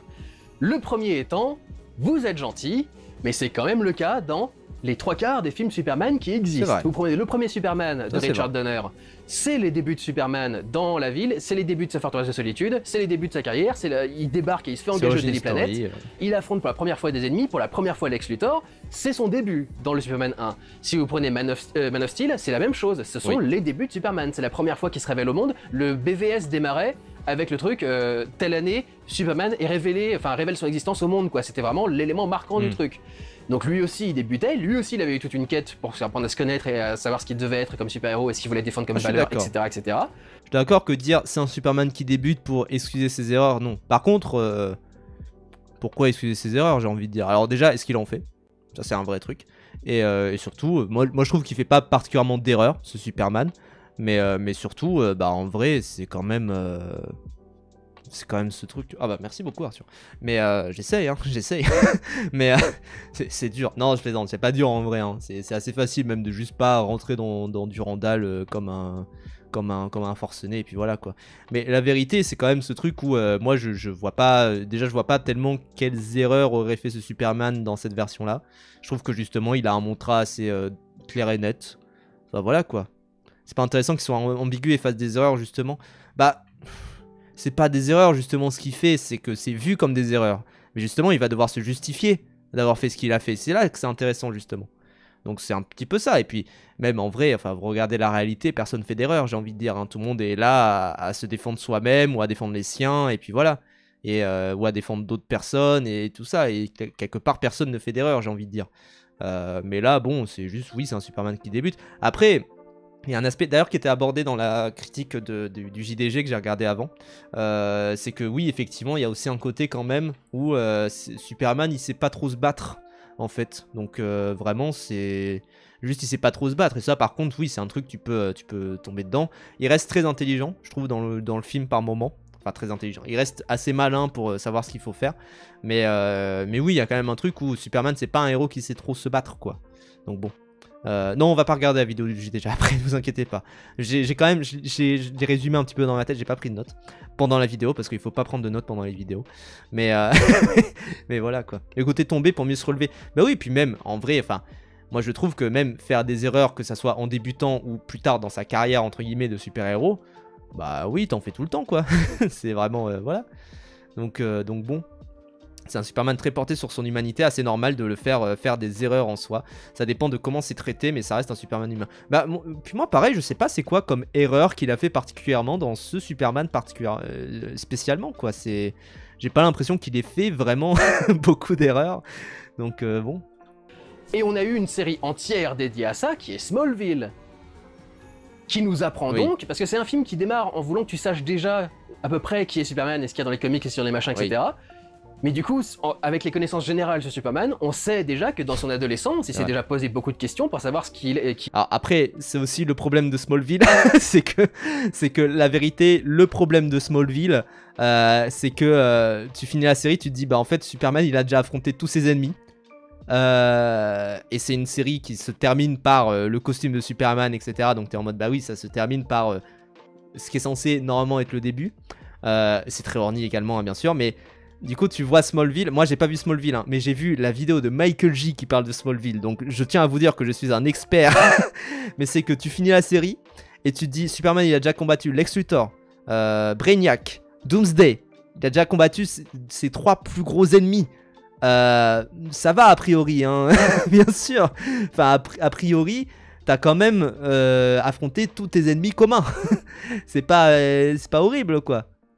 Il était quoi, pour savoir s'il devait montrer ses pouvoirs ou pas, s'il devait se cacher, s'il devait les utiliser pour le bien, faire ce qu'il avait envie de faire dans le monde, par exemple se venger de certaines personnes. Dans Man of Steel, il y a ce moment où il plante des troncs partout dans un camion, parce que justement il a beaucoup de colère qu'il a envie de faire ressortir, mais en même temps il a pas envie de taper le mec. Mais justement il essaie de comprendre comment est-ce qu'il doit gérer cette colère à ce moment-là, et comme il est jeune justement, il a pas encore trouvé, donc il fout des troncs dans un camion parce qu'il est énervé. Plus tard il va se calmer, mais à ce moment-là il n'est pas encore Superman, officiellement, il n'est pas introduit au monde, il n'a pas son costume, et il n'a pas un idéal à représenter par exemple. C'est pas Smallville ce film. Le mec il a 30 putains d'années. Ça fait 3 ans qu'il est installé dans son métier de Superman. Son métier de Superman entre guillemets. Je suis les meilleurs. J'ai eu des... Vous savez, comme Superman, j'ai eu des erreurs de jeunesse. Et voilà. Il est censé savoir un minimum. Sa conclusion de la reverse, c'est qu'il abandonne ses pouvoirs pour passer une vie tranquille. Et en plus c'est très très beau comme conclusion je trouve. J'ai regardé un petit peu, enfin je l'ai vu à côté. Mais clairement c'est une très très belle conclusion de j'ai donné mes pouvoirs comme ça, juste je suis un être humain normal et voilà quoi. Et du coup il est immunisé à la kryptonite, en plus c'est très très beau comment c'est introduit. J'ai juste vu cette scène là, je me suis dit ah oui c'est très mignon. Ce qu'il fait quoi, c'est ça le problème, tu peux pas faire un film qui démarre en disant je veux que vous sachiez déjà qui est Superman. Et on a déjà tout mis en place et tout le bordel, et il y a déjà plein de super-héros, et il y a un Justice Gang et tout le bordel. Et en même temps vous dire ah oui mais quand même il est tout jeune et c'est pas encore trop ce qu'il veut représenter, ce qu'il veut machin.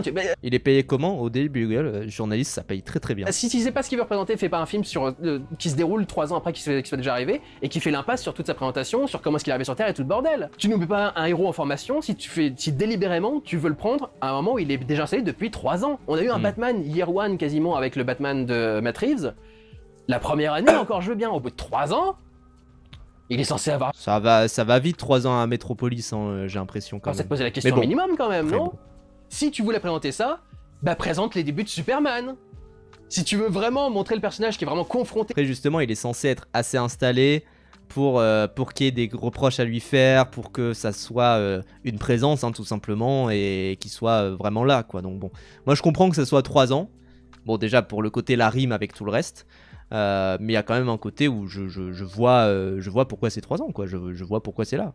Et pour la première fois à certains dilemmes, montre-le pour la première fois confronté. Puis il est confronté pour la première fois à des dilemmes qui sont assez complexes pour ne pas être juste est-ce que je dois sauver la veuve et l'orphelin. Oui, ça a priori tu dois le savoir que tu dois sauver la veuve et l'orphelin, mais oui il est confronté à certains dilemmes qui sont assez complexes, qui sont de la géopolitique très pointue.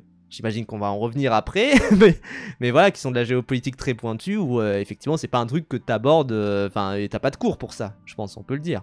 Il y a certains dilemmes, tu le montres pas déjà en action, en activité depuis 3 ans. Ça colle pas avec ce que t'essayes de faire.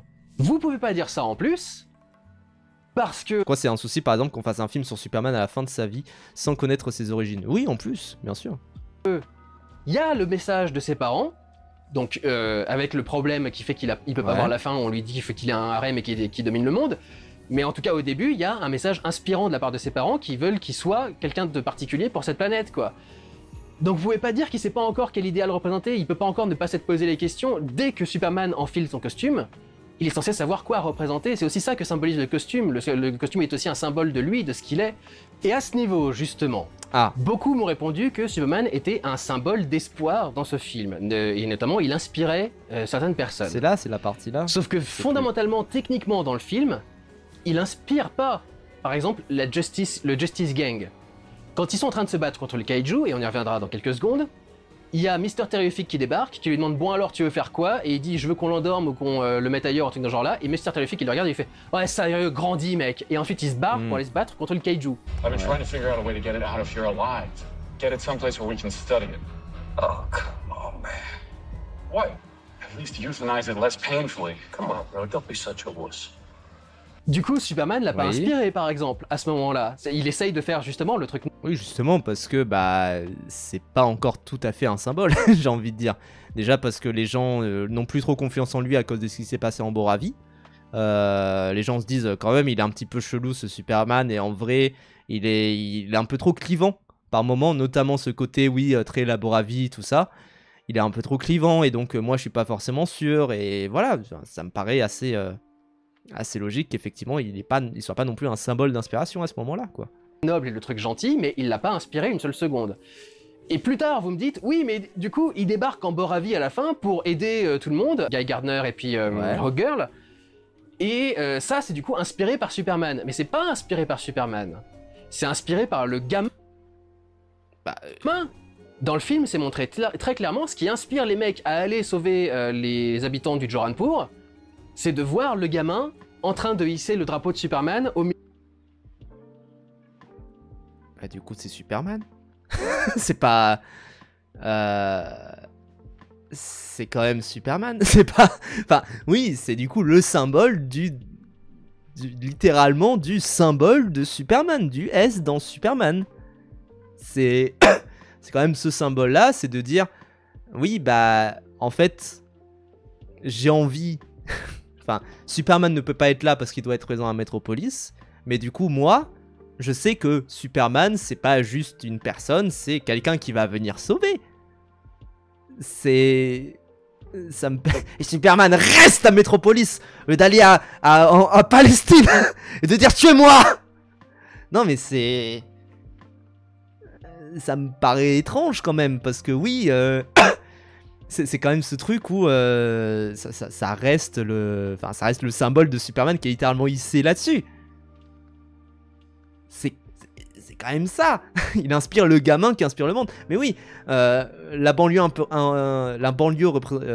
putain, c'est quoi déjà? La banlieue influence Paname, Paname influence le monde. Voilà, j'avais plus le mot influencer. Mais globalement c'est ça. Superman influence le gosse influence la Justice League, la Justice Gang là, machin. Mais globalement, enfin c'est débile. Oui, pardon, j'avais plus le truc. Pardon, désolé, Kassoum. Mais c'est quand même... Ça me paraît être juste... Enfin, c'est pas juste le gosse qui l'a inspiré. C'est le truc, tout simplement, où c'est le symbole de Superman qui est au-dessus de juste la personnalité de Superman. Et même, c'est un message, du coup, bah, assez proche de All-Star Superman, du coup, hein, bien sûr. C'est ce côté où... All-Star Superman, c'est de dire... Il n'y a pas que Superman dans la vie, et moi je mourrai à un moment, et donc il faut que je passe le relais à d'autres personnes qui, peut-être, je sais pas, vont recréer un Superman, vont faire autre chose, etc. Enfin voilà. mais ils sont pas inspirés par Superman, mais par un drapeau avec un S dessus. Oui, on rappelle quand même, hein, ils sont pas inspirés par Superman, mais par un big drapeau avec Superman un immense au S. milieu du conflit, avec d'autres gamins autour de lui, et ils regardent le truc et ils font ah merde quand même, c'est vrai qu'il y a des gamins là-bas, on va pas les laisser crever non plus quoi. Et regarde qu'il y a un drapeau de Superman. C'est pas juste ça, sinon ils ne seraient pas intervenus en premier lieu. Parce que, de ce que j'ai compris, hein, bien sûr, enfin, c'est pas tout à fait abordé dans le film, mais je pense qu'on peut quand même se dire que c'est quelque chose qu'il y a dedans. C'est que, a priori, s'il y a une guerre qui est actuellement en cours au Jaranpur, du coup, la Palestine, hein, et que il y a des enfants qui crèvent tout le temps, il y a quand même cet aspect où eux, ils ont vu ça des tonnes et des tonnes de fois avant à la télévision, tout comme on voit des tonnes de fois ça à la télévision ou sur le téléphone, évidemment, nous de notre côté, et où on ne peut rien faire.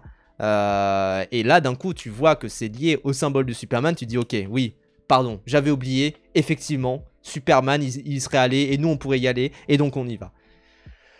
Donc ça me paraît un peu compliqué, surtout qu'il mentionne le fait qu'il y a un drapeau, enfin ça me paraît un peu pas trop logique en tout cas comme aspect là, mais bon. Mais c'est plus ça que vraiment, oh dis donc Superman il avait raison, faut qu'on aille les aider. C'est pas vraiment ce truc là, il ricane constamment à ses plans, il ricane constamment à ses idées, il se fout de sa gueule constamment, jamais personne ne l'écoute, jamais personne ne veut faire ses plans dans le film. Ah, parce qu'il reste aussi assez solitaire, c'est ça aussi, j'ai l'impression que c'est la critique aussi, c'est de dire oui bah nous on est sérieux parce qu'en plus on est dans une immense société par Maxwell Lord, un truc du genre, je sais plus le nom du perso, et nous on est dans une grosse société, on est ensemble, et c'est quand même un peu plus sérieux. Parce qu'on est engagé par l'État et parce qu'on est en dehors de toutes les juridictions. Enfin, on est dans les juridictions justement, alors que toi, t'es en dehors des juridictions. Il y a toute la scène du débat, notamment avec Rick Flag et Lex Luthor également, qui est une scène qui, mine de rien, est assez oubliée, j'ai l'impression, dans ce que les gens en disent. C'est de dire, oui, mais quand même, vous allez pouvoir contrôler ce Superman à un moment, et du coup, vous avez votre Superman un peu de votre côté, là, Ultraman, mais est-ce que vous le contrôlez bien, tout ça. Enfin, c'est un truc de contrôle, quoi. C'est un truc de contrôle et de oui mais toi de toute façon tu fais des petites propositions dans ton coin, bon c'est bon tu nous aides mais c'est pas toi le chef quoi, c'est pas toi le chef et en plus t'es un petit peu bizarre et puis voilà et ça reste des collègues et puis voilà en fait c'est une relation d'amitié et en même temps de taf très étrange qu'ils ont mais c'est juste des collègues de travail quoi, et le nombre de fois où t'as des collègues de travail qui te font des propositions et t'es en mode oui bon t'es gentil mais reste dans ta niche, ça arrive quoi, c'est pas très grave. Vous pouvez pas dire qu'il inspire les gens juste parce que à la fin, les gens ont décidé de faire la bonne, ce qu'il faut, quoi, la bonne action, ce que les gentils sont censés faire à ce moment-là, qui est plutôt d'ailleurs de sauver des gens, que vraiment ce qu'il faut en intervenant. Parce que il devrait inspirer la justice, par exemple. Et comment est-ce qu'il incarne la justice? En violant le droit international et en allant kidnapper un leader. Il y a beaucoup de gens qui ont dit oui, mais le leader c'est un méchant, etc. Oui, je veux bien, mais il a été démocratiquement élu. Alors, je croyais que c'était le troisième point. Alors, c'est ce qui a pas mal fait parler. C'est l'extrait qu'il y avait eu sur Twitter, évidemment. Donc voilà, bon. Oui, ça reste un peu désastreux. D'autant plus que la vérité... oui, voilà, on y est. Bon, oui, c'est mauvais. C'est mauvais parce que la vérité, du coup, c'est quoi le symbole de Superman? Superman, pendant longtemps, son motto... son slogan en fait tout simplement, tout comme un grand espoir implique une grande responsabilité, tout ça, enfin voilà, le motto de Superman pendant très longtemps c'était la vérité, la justice et le rêve américain, Truth, Justice and the American Way. Et là ils l'ont changé récemment, c'est maintenant devenu la vérité, la justice et un meilleur lendemain, Truth, Justice and a Better Tomorrow, et donc ils l'ont changé un petit peu récemment, mais de base c'est Truth, Justice and... c'est pas ça Happy? Ou alors c'est par rapport à la version, peut-être qu'il y a du décalage, je sais pas. Mais en tout cas, c'est de souvenir, hein, c'est Truth, Justice and the Better Tomorrow. Et pendant un temps, c'était Truth, Justice and the American Way. Notamment, c'est un discours qu'il y a un moment dans Superman 1, notamment, où il dit ça, enfin voilà. Et en fait, oui, c'est la vérité et la justice dans tous les peuples, partout sur Terre, même partout dans la galaxie, hein, plus tard. Donc c'est quand même ce truc où vérité, justice et le syndicat du crime. Non mais en gros c'est ça le truc, c'est de se dire ça c'est le motif de Superman, c'est la vérité, je me bats pour la justice, pour la vérité, pour... Je parlais de la phrase... Oui non mais t'inquiète, pardon Happy, mais oui de grands pouvoirs impliquent de grandes responsabilités, c'est pour Spider-Man évidemment, mais Truth, Justice and the American Way c'était pour Superman. J'ai dit Superman 2 fois. Bon bref, vous avez compris, hein, ça va. Mais en tout cas, il y a ce truc où effectivement, la vérité, la justice, et il dit je me bats pour ceux qui ne peuvent pas se battre aussi. C'est vrai, tout à fait. Et ça, c'est quand même un truc où, a priori, là, ça respecte le truc, quoi. Donc bon, Superman, avant de tabasser Globilurx 300, faut que je demande à l'ONU ce qu'ils en pensent, mais bien sûr.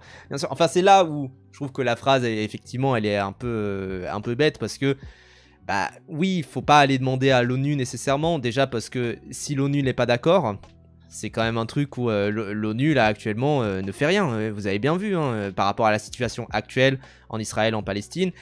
Oui, il y a un mandat d'arrêt, mais il n'est pas respecté, donc ça ne sert à rien, c'est un chiffon.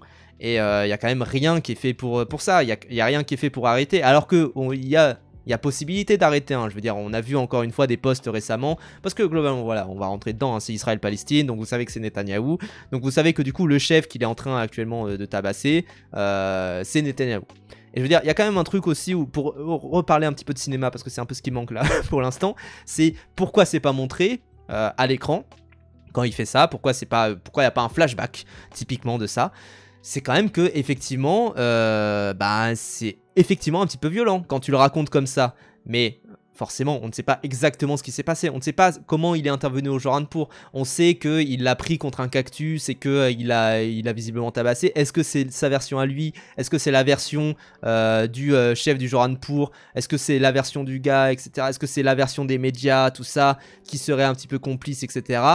Je pense quand même que là-dessus, tu peux un petit peu remettre en question la chose. Et surtout, je pense que tu peux aussi te dire que, oui, les super-héros, ils peuvent agir en dehors de la loi. C'est d'ailleurs tout le principe de Civil War, pour prendre un exemple un petit peu plus dans Marvel, c'est de dire que les super-héros n'ont pas envie d'être entravés par la loi, qui va rajouter de l'administration dans la chose et qui va faire qu'ils ne vont pas pouvoir intervenir de partout. C'est quand même le principe un petit peu du complotisme qu'il peut y avoir autour des super-héros, qui est un truc qui est inspiré de Watergate, du JFK, tout ça. C'est de se dire, est-ce qu'on peut intervenir en dehors des juridictions? Est-ce qu'on peut intervenir? Est-ce qu'on peut se soulever contre notre propre peuple? Et quelque part, c'est quelque chose d'extrêmement américain également, hein. Rappel, c'est le second amendement. Je sais plus exactement ce que dit le second amendement, second amendement USA, qui dit le second amendement de la Constitution des États-Unis reconnaît la possibilité pour le peuple américain à constituer une milice bien organisée pour contribuer à la sécurité d'un État libre et garantit en conséquence à tout citoyen américain le droit de détenir des armes. Donc c'est la base vraiment énormément, hein, bien sûr, du système américain, c'est de se dire que c'est possible en fait tout simplement d'aller prendre les armes pour dire là le gouvernement ne me plaît plus et donc je prends part du second amendement et je trouve que ce qui se passe actuellement n'est plus faisable et donc j'y prends part. Et en fait comme Superman reste quand même un représentant du monde, un représentant de l'humanité, c'est tout le discours qu'il a à la fin, notamment en disant je reste un humain comme tout le monde, etc. Bah oui, évidemment qu'il va intervenir par-delà les frontières et que même si c'est un élu démocratiquement, même si c'est un chef d'État démocratiquement élu, bah reste qu'il oppresse une population qui ne l'a pas élu. Et donc pour le coup, lui, vu qu'il voit pas les frontières mais qui reste quand même basé sur ce principe-là états-unien du second amendement, bah oui, tu peux prendre les armes et aller un peu plus loin, quoi. C'est pour ça que oui, enfin, je vois ce qu'il veut dire. En vrai de vrai, je vois ce qu'il veut dire. Je trouve qu'il a tort, mais je vois ce qu'il veut dire. Je vois ce qu'il veut dire dans le côté très, en fait, ça reste un truc ultra. Enfin, ça reste un élu, etc. Tu vas pas insulter un élu. C'est un truc qui est utilisé tout le temps chez la France Insoumise, c'est de dire quand même, je suis un élu de la nation, vous m'insultez, etc. Et en fait, le truc, c'est qu'il y a plein de gens qui respectent pas, bien sûr. Mais voilà, ça reste un truc où, oui, les élus sont fiables. Les élus sont des gens comme tout le monde. Et on vit dans un état de droit où tous les élus ont des droits comme les autres. Et a priori, voilà, en fait, c'est aussi le problème. C'est le flou, hein, quelque part, qu'il y a autour de Superman. C'est de se dire, est-ce que, en fait, comment dire ?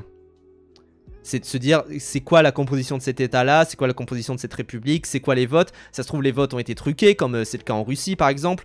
Enfin, ça se trouve, il y a eu du pot de vin, ça se trouve, il y a eu plein de trucs. Enfin, voilà, il y a plein de trucs comme ça où tu te dis, qui a voté pour ça, quelle population. C'est un petit peu le flou qu'il peut y avoir. Et c'est d'ailleurs toute la discussion qu'il y a, la longue discussion entre Lois et Clark, c'est de savoir est-ce qu'il a la légitimité à faire ça. Et c'est une scène de discussion qui dure 12 minutes, et c'est un truc où d'ailleurs James Gunn est revenu dessus et a dit que c'était son move le plus ballsy, c'était de faire une conversation comme ça de 12 minutes. C'est de dire ça. Et oui, et je veux dire, si on revient d'ailleurs, Kassoum, tu fais une très belle remarque, si on revient d'ailleurs partout ailleurs dans la fiction, Palpatine a été démocratiquement élu. Et pourtant, c'est vu comme la fin de la démocratie. C'est comme ça que la démocratie meurt, sous une pluie d'applaudissements. Enfin voilà, c'est quand même quelque chose où remettre en question la légitimité de la démocratie, c'est quelque chose qui se fait dans la fiction de manière très générale. C'est de se dire, est-ce que le peuple a raison de faire ça? Est-ce que le peuple... est-ce qu'on élit les bonnes personnes pour le bon peuple?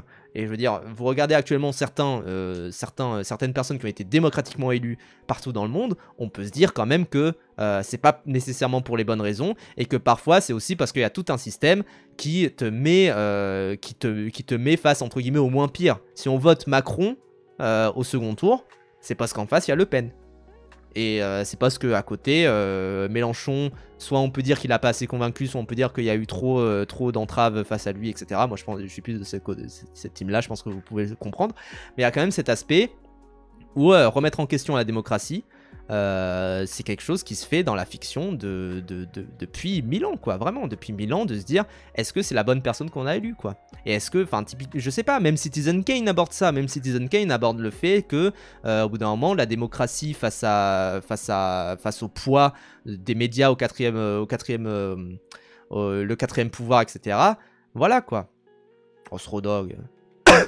Mais bon, mais là, voilà, on part dans des débats qui sont assez complexes et qui sortent un petit peu de Superman. C'est pour ça que pour moi, c'est pas non plus un point qui serait nécessairement important à aborder quand on aborde l'aspect symbolique de Superman et l'aspect Superman fait le bien, etc. Donc bon, voilà. Et aussi, un pays entier peut être constitué de merde. Enfin, je veux dire, voilà, on a tous vu, je pense qu'on a tous vu ces images des enfants israéliens qui, quand tu dis je viens de Palestine, ils sont en train d'essayer de puncher d'envoyer un coup de poing vers leur écran, etc. C'est vraiment un truc d'endoctrinement depuis l'enfance, etc. Et puis même il y a du gerrymandering également. Enfin, il y a plein de manières de truquer des élections qui font que même un politicien élu démocratiquement, bah, ça peut être compliqué, quoi. Et je veux dire, je sais qu'il y a plein de gens qui ont pris l'exemple Hitler. Rappel, Hitler n'a pas été élu techniquement. Il a été nommé. C'est comme le Premier ministre. Le Premier ministre, il est nommé. Il y a des Premiers ministres qui n'ont jamais été élus techniquement. Ils ont juste été nommés. Donc voilà, c'est aussi pour ça. Et puis même, quand bien même ils auraient été nommés, encore une fois, la démocratie, je pense quand même qu'on peut se dire que c'est un peu à remettre en question aussi parfois, quoi. Donc bon. Surtout qu'un gars qui fait un génocide, j'espère qu'on le renverse. Voilà, c'est ça aussi. Donc bon. Et encore une fois, le motto de Superman, c'est la vérité, la justice and the American way. Et le modèle américain, quoi. C'est quand même... et le modèle américain, dedans, il y a le second amendement. Donc bon, pour moi, il est dans son droit. C'est juste que le second amendement, pour lui, n'a pas de frontières. Ce que j'estime assez cool, quoi. Et après, justement, le côté où c'est un truc où ça traversera... Oh là là, ça traverse tout le film, c'est cette décision-là. C'est d'ailleurs une décision qui a été vue comme un élément très important dans la vie de Superman. C'est ce truc en mode, il y a 3 semaines, il a fait ça, et depuis, c'est un petit peu la merde, depuis les gens le croient plus, etc. Enfin voilà, quoi. C'est du pinaillage élu, nommé, c'est arrivé démocratiquement au pire. Oui, voilà, bien sûr, c'est ça. Mais bon, nommé de toute manière, c'est élu, mais avec un peu plus d'étapes, quoi, on va dire. Donc tu peux pas juste décider d'aller le voir et de le coller contre un cactus et de le menacer en disant tu refais pas ça parce que sinon je viens de péter la gueule. C'est pas Superman. Et je vois pas ce que ça aurait d'inspirant qu'il fasse ça justement, quoi. Heureusement que les gens ne le savent pas, limite qu'il l'a fait. Je pense que ça aurait encore plus effrayé les gens que le message de Lex, enfin de ses parents, qui aurait pu être modifié par Lex. Et à la fin notamment, inspiré par lui, Hawkgirl bute le président de la banque. Bah, c'est pas le cas. C'est pas inspiré par Superman. Alors déjà, si tu dis qu'ils sont pas inspirés par Superman pour y aller et qu'ensuite tu dis qu'ils sont inspirés par lui, c'est un petit peu regrettable, mais surtout, c'est pas inspiré par lui. Parce que justement, Hawkgirl le dit, vous allez pas me buter, Superman ne l'a pas fait, et Hawkgirl qui dit, bah je suis pas Superman. Et qui du coup le bute. Enfin, techniquement, c'est la gravité qui le tue. Mais il y a quand même ce truc où elle dit littéralement, je ne suis pas Superman. Ravi. Et il met l'extrait en plus après. C'est quand même... Il est dur à défendre parfois, hein, Durandal. Surtout là-dedans, c'est de dire, bah oui, je ne suis pas comme Superman. Moi, j'en ai rien à foutre. Et donc, bah oui, vous allez crever. C'est voilà. Donc bon, ça reste un petit peu... Bah, c'est juste faux, quoi. C'est juste faux, cet aspect-là. C'est pas grave, hein, mais c'est juste faux.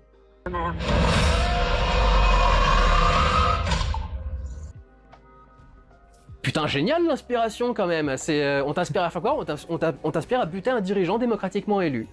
Qui fait peut-être des sales choses, mais il était démocratiquement élu et le droit des peuples à décider d'eux-mêmes, et c'est pas à toi de venir décider. Alors justement, le droit des peuples à disposer d'eux-mêmes, quand tu parles d'une guerre comme ça, qui entre dans le territoire international, ou d'ailleurs tu ne sais pas, on sait même pas si l'ONU existe dans le monde de Superman d'ailleurs, mais on sait même pas si les Nations Unies existent, si les Nations Unies ont fait un communiqué, si la Cour pénale internationale a fait un communiqué, tout ça. Voilà, c'est quand même un truc où, a priori, Durandal anti-interventionniste. Bah justement, moi ça me permet un petit peu, parce que je sais pas si on va finir hein, finalement cet aspect-là, mais ça me permet un petit peu, parce que j'ai pas noté le timecode exact, mais je sais qu'à un moment ils en parlent également, Fred et Seb du JDG, Et ils disent c'est un Superman très interventionniste, très interventionniste. Et quelque part, je vois à peu près leur critique aussi. J'ai pas noté le timecode encore une fois, mais je vais essayer de me souvenir. C'est en gros, ils disent que quelque part, ce Superman, on devrait, c'est pas qu'on devrait le craindre, c'est qu'il y a un côté où il est pour l'intervention et pour le fait de se dire, bah en fait, dans les peuples, on devrait apporter sa manière de voir les choses, etc. Et en fait, c'est toujours, de toute manière, c'est une limite de Superman qu'on voit depuis des années, avec Injustice notamment, avec des Red Son, tout ça, enfin, que des trucs comme ça de, bah, reste que si Superman, d'un coup, il décide de devenir méchant, qui pour l'arrêter ? Qui pour l'arrêter, etc. C'est pour ça qu'il y a tout le temps des garde-fous, etc. Enfin voilà. Mais il y a quand même ce truc où à chaque fois, tu peux que te dire, oui, c'est quand même un débat dans le film. Et il est à l'intérieur du film, donc c'est très bien. ça reste un petit truc du... Il y a la scène, encore une fois, de 12 minutes, de Lois Lane qui parle à Clark, et qui dit, reste que tu n'as pas le droit d'intervenir, parce que qui pourrait t'arrêter si jamais tu prends une mauvaise décision, qui pourrait faire ça. Donc voilà, oui, Kasum, il pourrait l'arrêter, ça oui. Mais il y a quand même ce truc où, a priori, c'est abordé dans le film, encore une fois. Donc ça me paraît pas... je sais pas si c'est un point vraiment de discorde très important. Pour ça, et oui, et dans Batman v Superman, la haine qu'a Batman contre Superman, c'est de se dire, bon, déjà, c'est parce qu'il est raciste, en mode, bah, t'es un alien, etc. Et c'est de dire, mais qui pourra t'arrêter? Et c'est toute une discussion, la discussion un petit peu passer les masques entre Clark et Bruce, où ils sont en mode, bah oui, qui pourra t'arrêter, quoi. Donc globalement, c'est ça, c'est de toute manière, c'est l'intrigue de Superman depuis des années. C'est de dire, comment est-ce que tu peux intervenir, comment est-ce que tu sais que tu fais le bien, nécessairement, sachant que parfois c'est des situations où est-ce que c'est si important que ça que tu interviennes, etc. C'est la base de Superman depuis des années, quoi, depuis toujours, j'ai envie de dire. Donc bon, l'esclavage était légal, l'apartheid était légal, la Shoah était légale en Allemagne. Voilà, c'est encore une fois, vous pouvez dire, enfin, le mariage, les homosexuels être homosexuel était illégal pendant très très longtemps, c'était considéré comme une maladie mentale. Donc voilà, c'est quand même ce truc où, encore une fois, tu ne peux que dire que la démocratie, les élections, les lois, c'est parfois pas tout à fait légitime. Donc voilà, il y a une loi qui a été votée récemment, la loi du plomb, qui au final, je crois, a été rebootée au Conseil constitutionnel, mais je crois qu'en partie. On peut dire que c'est pas une loi démocratique parce qu'on n'a pas voté pour cette loi-là. Et que on peut que se dire, y a eu toute une pétition pour ça, il y a eu un appel du peuple pour ça. Et aussi, il y a des politiques qui montent et qui peuvent dire, moi je vais faire ça, et en fait ils ne le font pas. Évidemment, il y en a plein qu'on peut avoir en tête. Mais on peut dire ça, mais on peut aussi dire qu'il y a plein de... Là, il se peut arrêter Superman dans l'Amérique de Trump, bien sûr. Bien sûr, bien sûr. Et à partir de là, ça devient du coup un truc de légitime défense. C'est d'ailleurs ce qu'aborde plus ou moins la toute fin de la saison 4 de The Boys, c'est de dire, maintenant, il n'y a que les super-héros qu'on autorise. Et donc, comment on fait pour faire le bien, du coup, vu que les super-héros qu'on autorise, c'est ceux qui, globalement, branlent rien et puis basta, et font rétablir l'ordre plus que ne sauvent des vies. Bon, rétablir l'ordre, entre guillemets. Mais voilà, quoi. Maintenant, soyez indulgents avec Durandal. Je pense sincèrement qu'il ne dit pas tout ça par malveillance. Je pense qu'il le dit par ignorance ou se persuade que ce qu'il dit est censé intelligent. Je ne vois pas de mauvaise intention de sa part ou de pensée au moins xénophobe, parce que je pense qu'il est pas aussi embrigadé politiquement.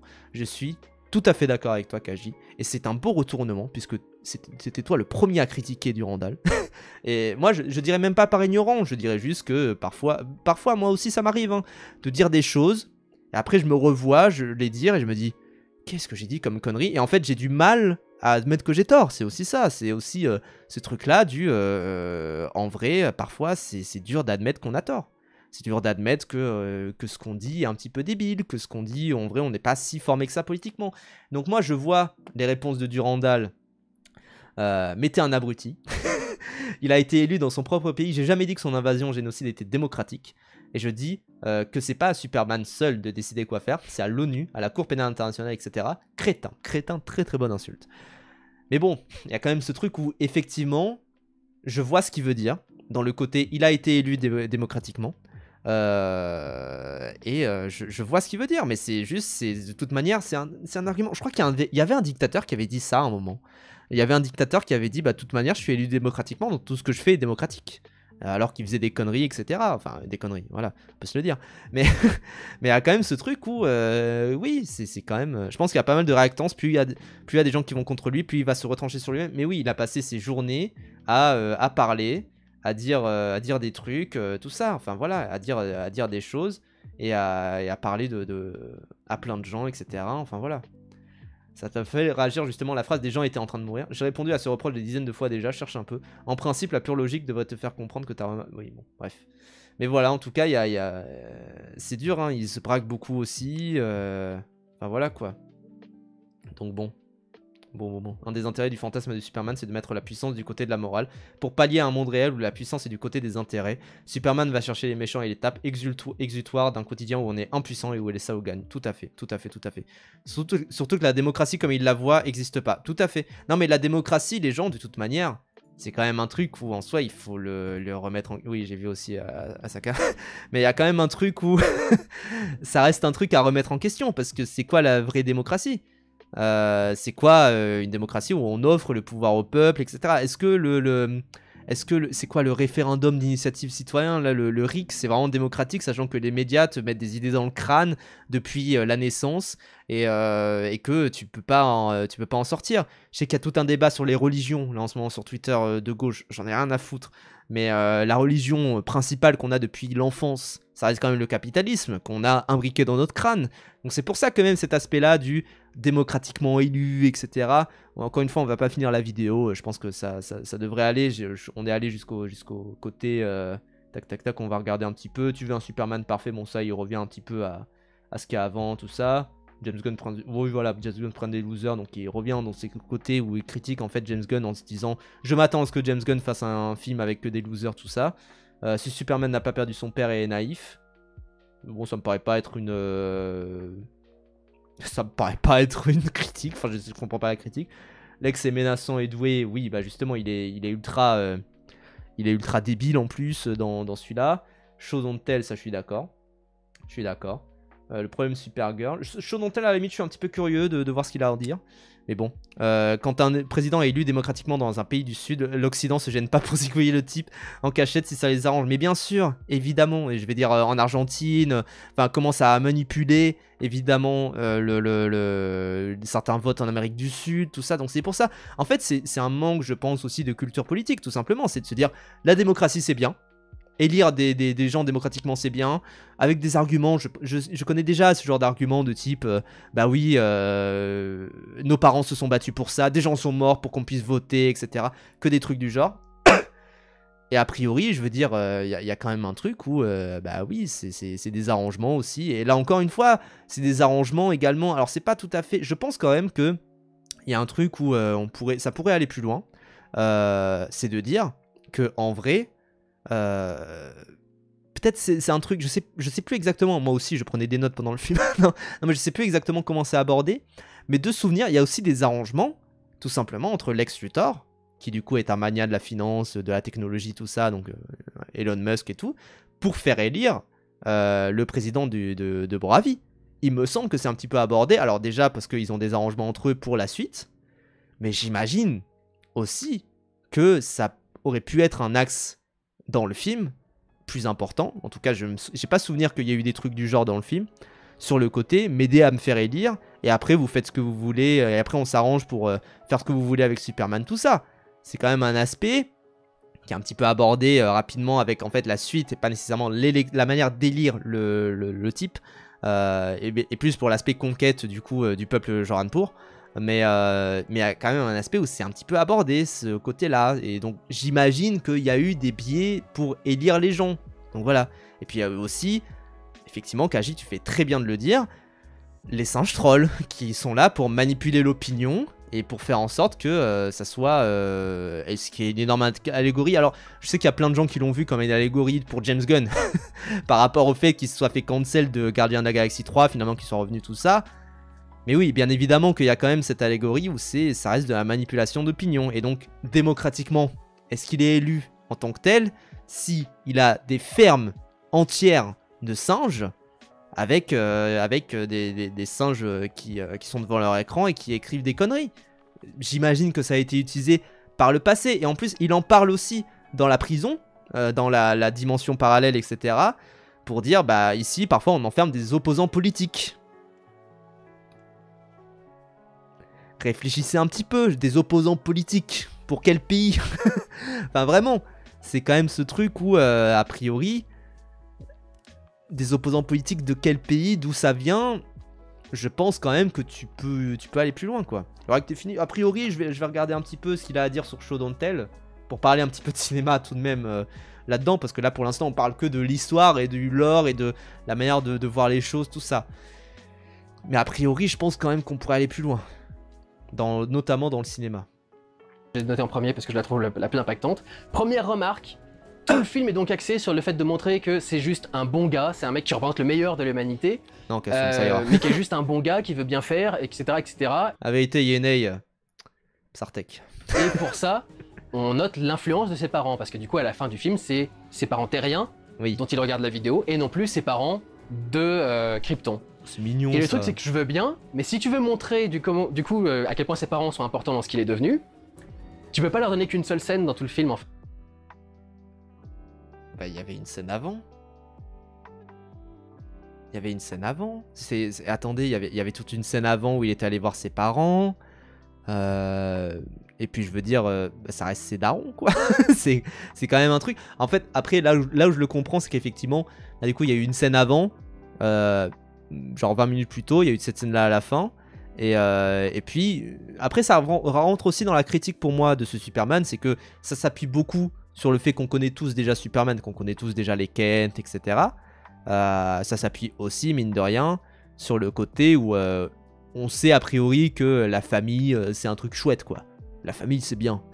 Et rentrer dans sa famille, c'est chouette. Bon, voilà, quoi. Il y a l'appel au Daily Planet aussi, c'est vrai. C'est vrai. Donc, tu sais déjà que ses parents existent, qu'ils ont l'air très sympathiques. Et puis, même en vrai, moi, je suis d'avis de dire que si la scène est suffisamment puissante, il y a besoin que d'une seule scène. Hein. Et moi, la scène où il rentre chez lui, où j'entends le daron de Clark Kent parler, je suis en mode, mais j'ai envie de chialer. C'est déjà, il a l'air ultra doux, il a l'air incroyable. Sa mère a l'air vraiment géniale également, toute douce, etc. Enfin, vraiment, c'est un couple où je me dis, mais ils ont l'air absolument incroyables, les deux. C'est vraiment, j'ai envie que ce soit mes parents. Non, je plaisante, j'ai des parents magnifiques. Donc voilà. Mais il y a quand même ce truc où, bah oui, si la scène est suffisamment puissante, je ne vois pas trop le problème, finalement, avec ça. Avec le fait qu'on les voit qu'une seule fois, quelque part, enfin, que 2 fois. A priori, ça va. En fait. Il y a une scène au début où il appelle ses parents et sa mère hurle dans le combiné du téléphone parce que apparemment il y a encore des personnes. James Gunn pense qu'il y a encore des parents dans le monde qui sont assez vieux et qui comprennent pas assez ce qu'est un téléphone. Alors j'ai appelé mes darons il y a une semaine. Ça va, hein. C'est juste que la caméra aujourd'hui était comme ça, quoi. C'est pas grave, hein. C'est juste que la cam, on était très proches, quoi. C'est pas très grave. Et surtout, déjà ça fait un petit gag rigolo. Faut pas aller plus loin. Mais surtout, moi les vieux dans ma famille, c'est que ça. Et encore, mes parents ne sont pas si vieux que ça, et mon père est informaticien, etc. Donc il y connaît un petit peu, mais même en étant informaticien, il était comme ça. Hein. Ce qui existe quand même depuis les années. Mais il était comme ça. 30 putain, années. Pardon. Mais il y a quand même ce truc où, a priori, les darons, c'est comme ça. Les problèmes. Souvenez-vous, les gens, hein, les problèmes qu'on a eu avant le bingo d'Antoine Goya, 35 ans, je sais plus, peut-être qu'il approche de la quarantaine, un truc du genre, qui est sur les réseaux pour se connecter sur Discord. Donc moi je suis désolé, mais a priori je pardonne à des darons ricains, fermiers en plus fermiers. Hein. C'est pas des gens qui travaillent dans le tertiaire. C'est aussi ça hein, le truc, hein, c'est que si c'était des gens qui travaillaient dans le tertiaire tout ça et qui savent pas utiliser un téléphone, bon ok. Mais y a quand même un truc où là, a priori c'est des fermiers. Ils utilisent pas des téléphones tous les jours. Ils ont un quotidien très calme. Ils ont pas besoin de la technologie tout le temps. Donc a priori ça devrait aller quoi. Un téléphone, ce qui existe quand même depuis les années 30. Cinéma Gourmand, il y a eu quelques petites complications aussi. J'ai dû crier dans mon micro parce qu'elle m'entendait pas assez. Parce que j'imagine que son téléphone était à fond aussi, hein, bien sûr. Mais voilà, on était dans les années 1870 jusque dans les années 1970 en France. Un foyer sur 7 n'avait pas de téléphone. Ça fait donc environ 60 ans. Clark en a 30. Ses parents devraient être capables de comprendre comment marche... C'est pas comment marche un téléphone, c'est comment marche genre le FaceTime, etc. Aujourd'hui, les téléphones sont de plus en plus durs à accéder pour des personnes qui sont habituées à d'autres choses et qui sont habituées à d'anciens téléphones, voilà quoi. Là, en plus, c'était un smartphone, il me semble, donc bon, ça devrait aller. Donc bon. les années 20, un truc dans ce genre-là, ça fait super longtemps le téléphone. Il y avait le télégraphe juste avant, et il y a encore des gens qui sont là en train d'hurler dans le combiné parce qu'ils comprennent pas qu'on les entend. Enfin, il y a ça donc au début, et il y a une scène à la fin où il l'héberge pour qu'il récupère ses pouvoirs, et c'est tout. Même à la fin du film, on les revoit pas, si ce n'est dans les images du coup qui se diffusent dans sa forteresse de solitude, mais sinon on les revoit pas quoi. Donc tu fais, si vraiment tu veux montrer l'impact qu'ont eu les parents Kent sur lui, ils sont un peu anecdotiques dans le film quand même, pour tirer une telle leçon. Après, une scène suffit, hein, quelque part. Hein. Il y avait très peu de scènes pour Kal-El pour Jor-El, du coup, dans le premier Superman. Pourtant, ils sont puissants, quoi. Du truc. Mais alors, le vrai truc, le twist auquel j'ai pensé au dernier moment en regardant des critiques sur le film. Ah oui. Et je me dis, mais en fait, oui, c'est le truc le plus absurde du film, en fait. Supergirl débarque donc à la fin, bourrée, parce que, alors de ce que les gens ont expliqué du coup dans les commentaires, il y a une série de comics dans lesquels on parle de son trauma après la destruction de Krypton et après la perte de toute sa famille, etc., etc. Parce que Superman il l'a pas vécu, mais elle l'a vécu, et apparemment elle le vit extrêmement mal. Un peu en fait ce qui est arrivé à Thor dans son récit à lui après Thor Ragnarok, comme le Valhalla avait été détruit, c'était un peu une épave, et on avait le Fat Thor avec son dad bod dans Endgame et tout le bordel. Donc c'est un petit peu la même idée. Et donc c'est son chien Krypto, c'est le chien de Supergirl, et il le garde juste pendant qu'elle va s'amuser et faire la fête dans d'autres systèmes solaires, qui n'ont pas des soleils jaunes, ce qui fait qu'elle peut être bourrée. Elle peut se bourrer, ouais. Donc comment ça se fait qu'elle est bourrée quand elle débarque sur notre Terre? La gueule de bois, c'est juste ça. Il y a un concept qui s'appelle la gueule de bois du Randall. C'est juste ça. Hein. Mais bon. À la fin du film, du coup, pour sa scène. Puis, on est d'accord. Hein, je veux dire, tu as quand même un mec qui vole dans le ciel parce que le soleil, nous, il est jaune, alors que là-bas, il est rouge. Et tu dis, oh, quand même, elle est bourrée.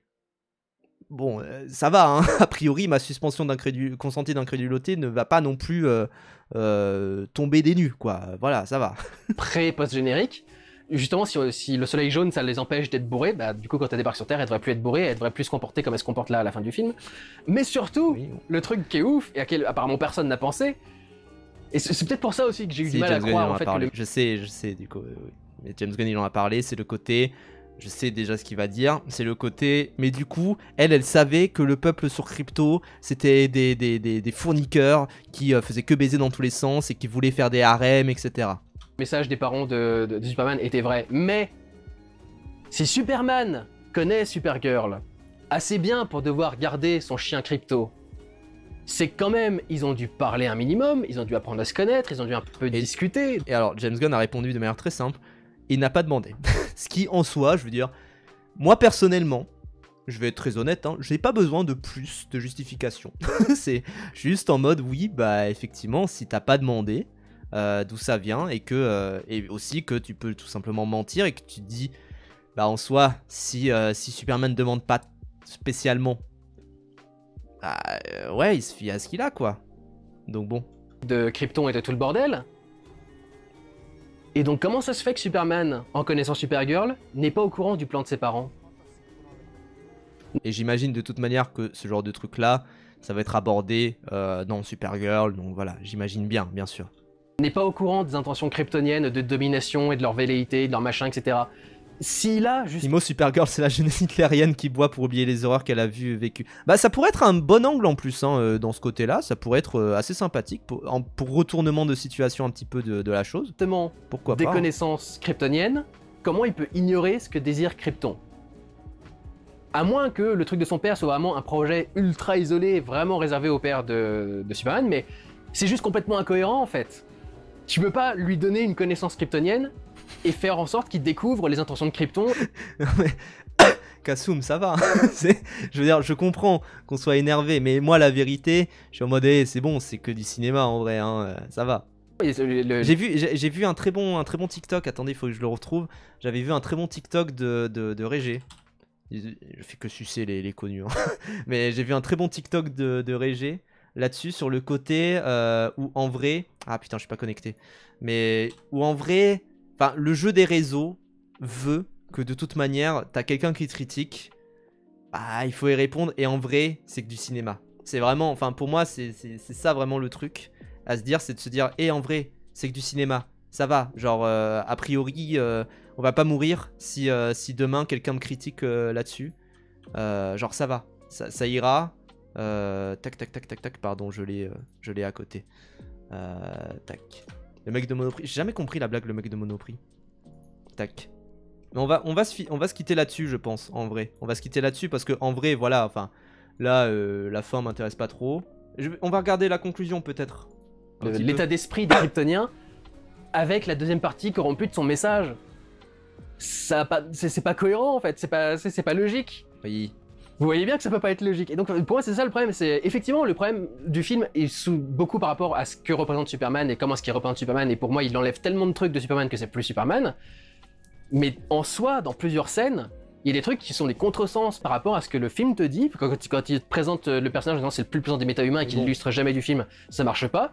Ça je suis d'accord par contre. Ça je suis d'accord, le côté... C'est un peu ce qui a dérangé, j'ai l'impression. Le truc du... bah en vrai, vu qu'il se fait tabasser la gueule tout du long du film, bah oui, on me dit que c'est le plus puissant des méta-humains, je veux bien le croire. Mais ça reste un type qui se fait tabasser la gueule tout du long du film. Alors certes, par son clone, par machin, des trucs du genre, ok, pourquoi pas. Mais globalement, je veux dire, il y a quand même cet aspect où effectivement... Dans le film, dans ce qui est montré dans le film, il se fait tabasser la gueule tout le long du film. Et je comprends cette critique-là, en vrai. Je comprends cette critique-là. Ça manquait peut-être d'un petit montage au début, de lui qui casse des gueules, comme dans Les Codes Fantastiques, par exemple, qui, pour le coup, gère plutôt bien ça. Et quand on te présente que il connaît pas les vraies intentions de ses parents kryptoniens, mais qu'il connaît bien, à la fin, la Supergirl, c'est plus logique. Il y a quelque chose qui fonctionne plus, ça n'a plus de sens. Non, oui. Ça sera Donc abordé pour moi, plus tard, c'est juste, c'est pas juste que c'est un film qui ressemble pas assez à ce que je voudrais que Superman soit, c'est vraiment que c'est un film qui, à mon sens, est mal pensé, mal fait, parce qu'il a été confié à la mauvaise personne. James Gunn, c'est pas le mec pour faire ce genre de truc. Si encore, il avait juste fait un truc un peu camp, un peu léger, qui se moque gentiment, on va dire. Après, j'ai des critiques à faire sur la patte James Gunn, encore un petit peu dans le film, les grands angles incessants, où je trouve que parfois c'est un petit peu compliqué à suivre, tu vois, enfin il y a un peu ce côté-là, et globalement, il y a quand même ce truc où... en vrai, bah, oui, ça sera abordé dans le film Supergirl de toute manière, mais je trouve que aussi, oui, la patte James Gunn où il peut pas se retenir de faire une séquence musicale avec un personnage qui fait des petites actions badass, tout ça, enfin voilà. Globalement, Terrific perd moins que Superman dans ce film-là, c'est un petit peu problématique quand on te le présente comme le plus grand super-héros, quoi. Donc bon. Mais oui, j'imagine que si c'est bien une adaptation de Woman of Tomorrow, ce qui apparemment est le cas, pourquoi pas. Et oui, la musique du film, je suis pas trop fan du fait que ça relance tout le temps le thème de Superman. Après, je l'adore, hein, le thème de Superman, mais voilà. Je suis pas trop fan de ça non plus, quoi. C'est l'année prochaine, le film Supergirl, il me semble. Il y a un an, là, pour l'instant, pour finir les VFX. Donc ça peut être chouette. Dire du côté Boy Scout et vieillot de Superman, peu importe, je m'en fous, on peut très bien faire ce genre de truc. Mais par rapport à ce que le film te dit et par rapport à ce qu'il te montre, il y a des gros défauts de cohérence, quand même. Donc voilà pour ce qui est de ce reaction shot sur le Superman de James Gunn, qui fait mal ce qu'il essaye de faire, pas juste en le comparant aux autres films Superman qui existent, qui sont juste des références parce que ça te montre qu'il y a des trucs qui l'ont bien fait. Et lui, il l'a raté. Je sais pas comment Smallville a géré du coup, parce que donc apparemment... Ah, c'est mal. Ça, j'étais pas du tout au courant, mais apparemment dans Smallville, on révèle effectivement que les Kryptoniens voulaient qu'il envahisse la Terre. Et du coup, comme j'ai pas vu la série, je sais pas comment la série l'a traité ensuite. Mais je suis prêt à parier que c'est traité plus intelligemment et de meilleure façon. Non. que dans ce film-là, parce que dans ce film-là, c'est juste pas bien traité. Il y a quelque chose qui va pas. Et c'est pas juste moi qui ai loupé certains éléments par-ci par-là pour le coup. Là, j'ai été voir des critiques d'autres personnes pour me replacer les scènes en tête, pour mieux comprendre les tenants et les aboutissants. Il y a vraiment des soucis de base, de cohérence dans ce scénario. Putain, je me disais que la musique me disait un truc, mais c'est la musique de Rebirth en plus, oui, je suis con. Oui, forcément, c'est du FF. Mais du coup, voilà, pour conclure un petit peu ce react-là, moi je vous propose qu'on mette un petit peu du Régé, le mec de Monoprix, qui en vrai a dit les termes. Je pense qu'on peut se le dire. Donc bon, voyons voir un petit peu. Vous savez, ce qui me saoule chez les influenceurs cinéma ou pop culture sur ce réseau, c'est qu'ils ont pas de coronesse. Ils ont pas de coronesse. Vous vous rappelez quand Antoine Goya critiquait Mehdi Omaïs, et ça l'avait un peu saoulé au début, Mehdi, parce que bah première fois qu'on l'attaque comme ça, il comprenait pas forcément. Je le connais, hein. Il avait fait des vidéos sur moi, 3 vidéos à l'époque sur YouTube. Il y a des années, il y a quoi, 7 ans déjà. Et oui. Mehdi l'avait un peu mal pris au début, mais après, en fait, il a compris que c'était pas personnel. Il a compris qu'en fait, on parle de cinéma. On débat, on n'attaque pas les personnes. Et là, Mehdi a réagi à un autre truc, il a dit qu'en fait, il est d'accord avec lui, parce que c'est ça qu'il faut faire, c'est ça la mentalité. Oui. Et justement, quand moi je vois des influenceurs TikTok s'énerver, oui, quelqu'un a critiqué ce que je disais, comment je critiquais les films, ouin. Sérieusement, est-ce que tu es un adulte? On est là pour parler de cinéma, de séries et tout. Donc si quelqu'un te critique par rapport à ce que tu dis sans t'insulter et tout, bah tu devrais réagir, tu devrais en parler, tu devrais être un adulte et ouvrir le débat. Le but de parler cinéma série... Je suis pas d'accord. Bah, va niquer ta mère. Non mais je vois ce que tu veux dire. En vrai, alors déjà, premièrement, vous avez pas à répondre à tout le monde. Moi je sais qu'il y a des gens qui me répondent parfois sur Insta, etc. Je suis en mode, hey, c'est bon, j'ai pas ton temps. Genre, vraiment. Non, mais pardon, Kassoum, t'inquiète. Mais il y a ce truc où, de toute manière, oui, la réponse, c'est aussi une manière de... pas juste de créer du débat, c'est de faire de l'argent, c'est de se faire remarquer, c'est de faire en sorte qu'il y ait plein de gens qui te regardent, etc. Et c'est même une mauvaise réponse, finalement...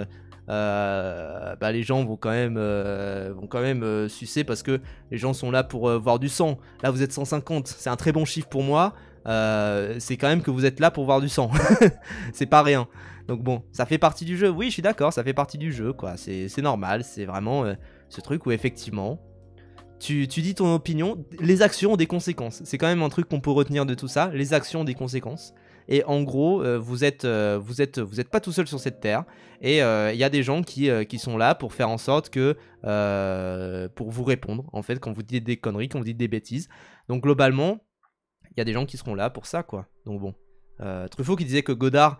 de Godard que c'était une merde sur son socle, ça n'a pas empêché Godard de faire des bons films. Il s'est pas arrêté pour chouiner. Et globalement, Godard et Truffaut se détestaient en moitié, hein. Quand même, on peut se le dire. Donc bon. Donc bon. C'est ouvrir le débat, c'est d'accord, pas d'accord. Parfois tu seras d'accord avec quelqu'un, parfois quelqu'un va dire n'importe quoi, mais vraiment n'importe quoi. Et c'est le but. C'est le but. C'est le but d'en parler, c'est le but de débattre. Est-ce que moi je suis d'accord avec Mehdi tout le temps? Non. Est-ce que moi je suis d'accord avec Noël tout le temps? Non. Est-ce que moi... Mais les gens, bingo de Durandal, je ne veux que ça. Genre vraiment, bingo de Durandal, j'adorerais tous les jours. Vraiment, pour qu'on puisse parler comme ça pendant 3 heures de cinéma, je le fais tous les jours. Vraiment, j'adorerais. Je suis d'accord avec plein d'influenceurs que non, mais le fait de se braquer... Et surtout, alors là aussi, et c'est un point, je crois qu'il ne note pas, c'est globalement, il y a quand même ce côté où, en vrai...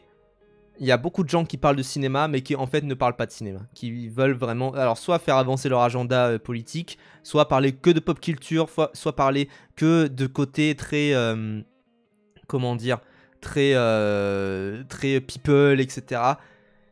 Ça m'intéresse pas, et je pense qu'il y a des gens comme ça, faut juste pas nécessairement leur répondre, quoi, pas nécessairement leur donner de buzz, et puis voilà, quoi. Donc bon.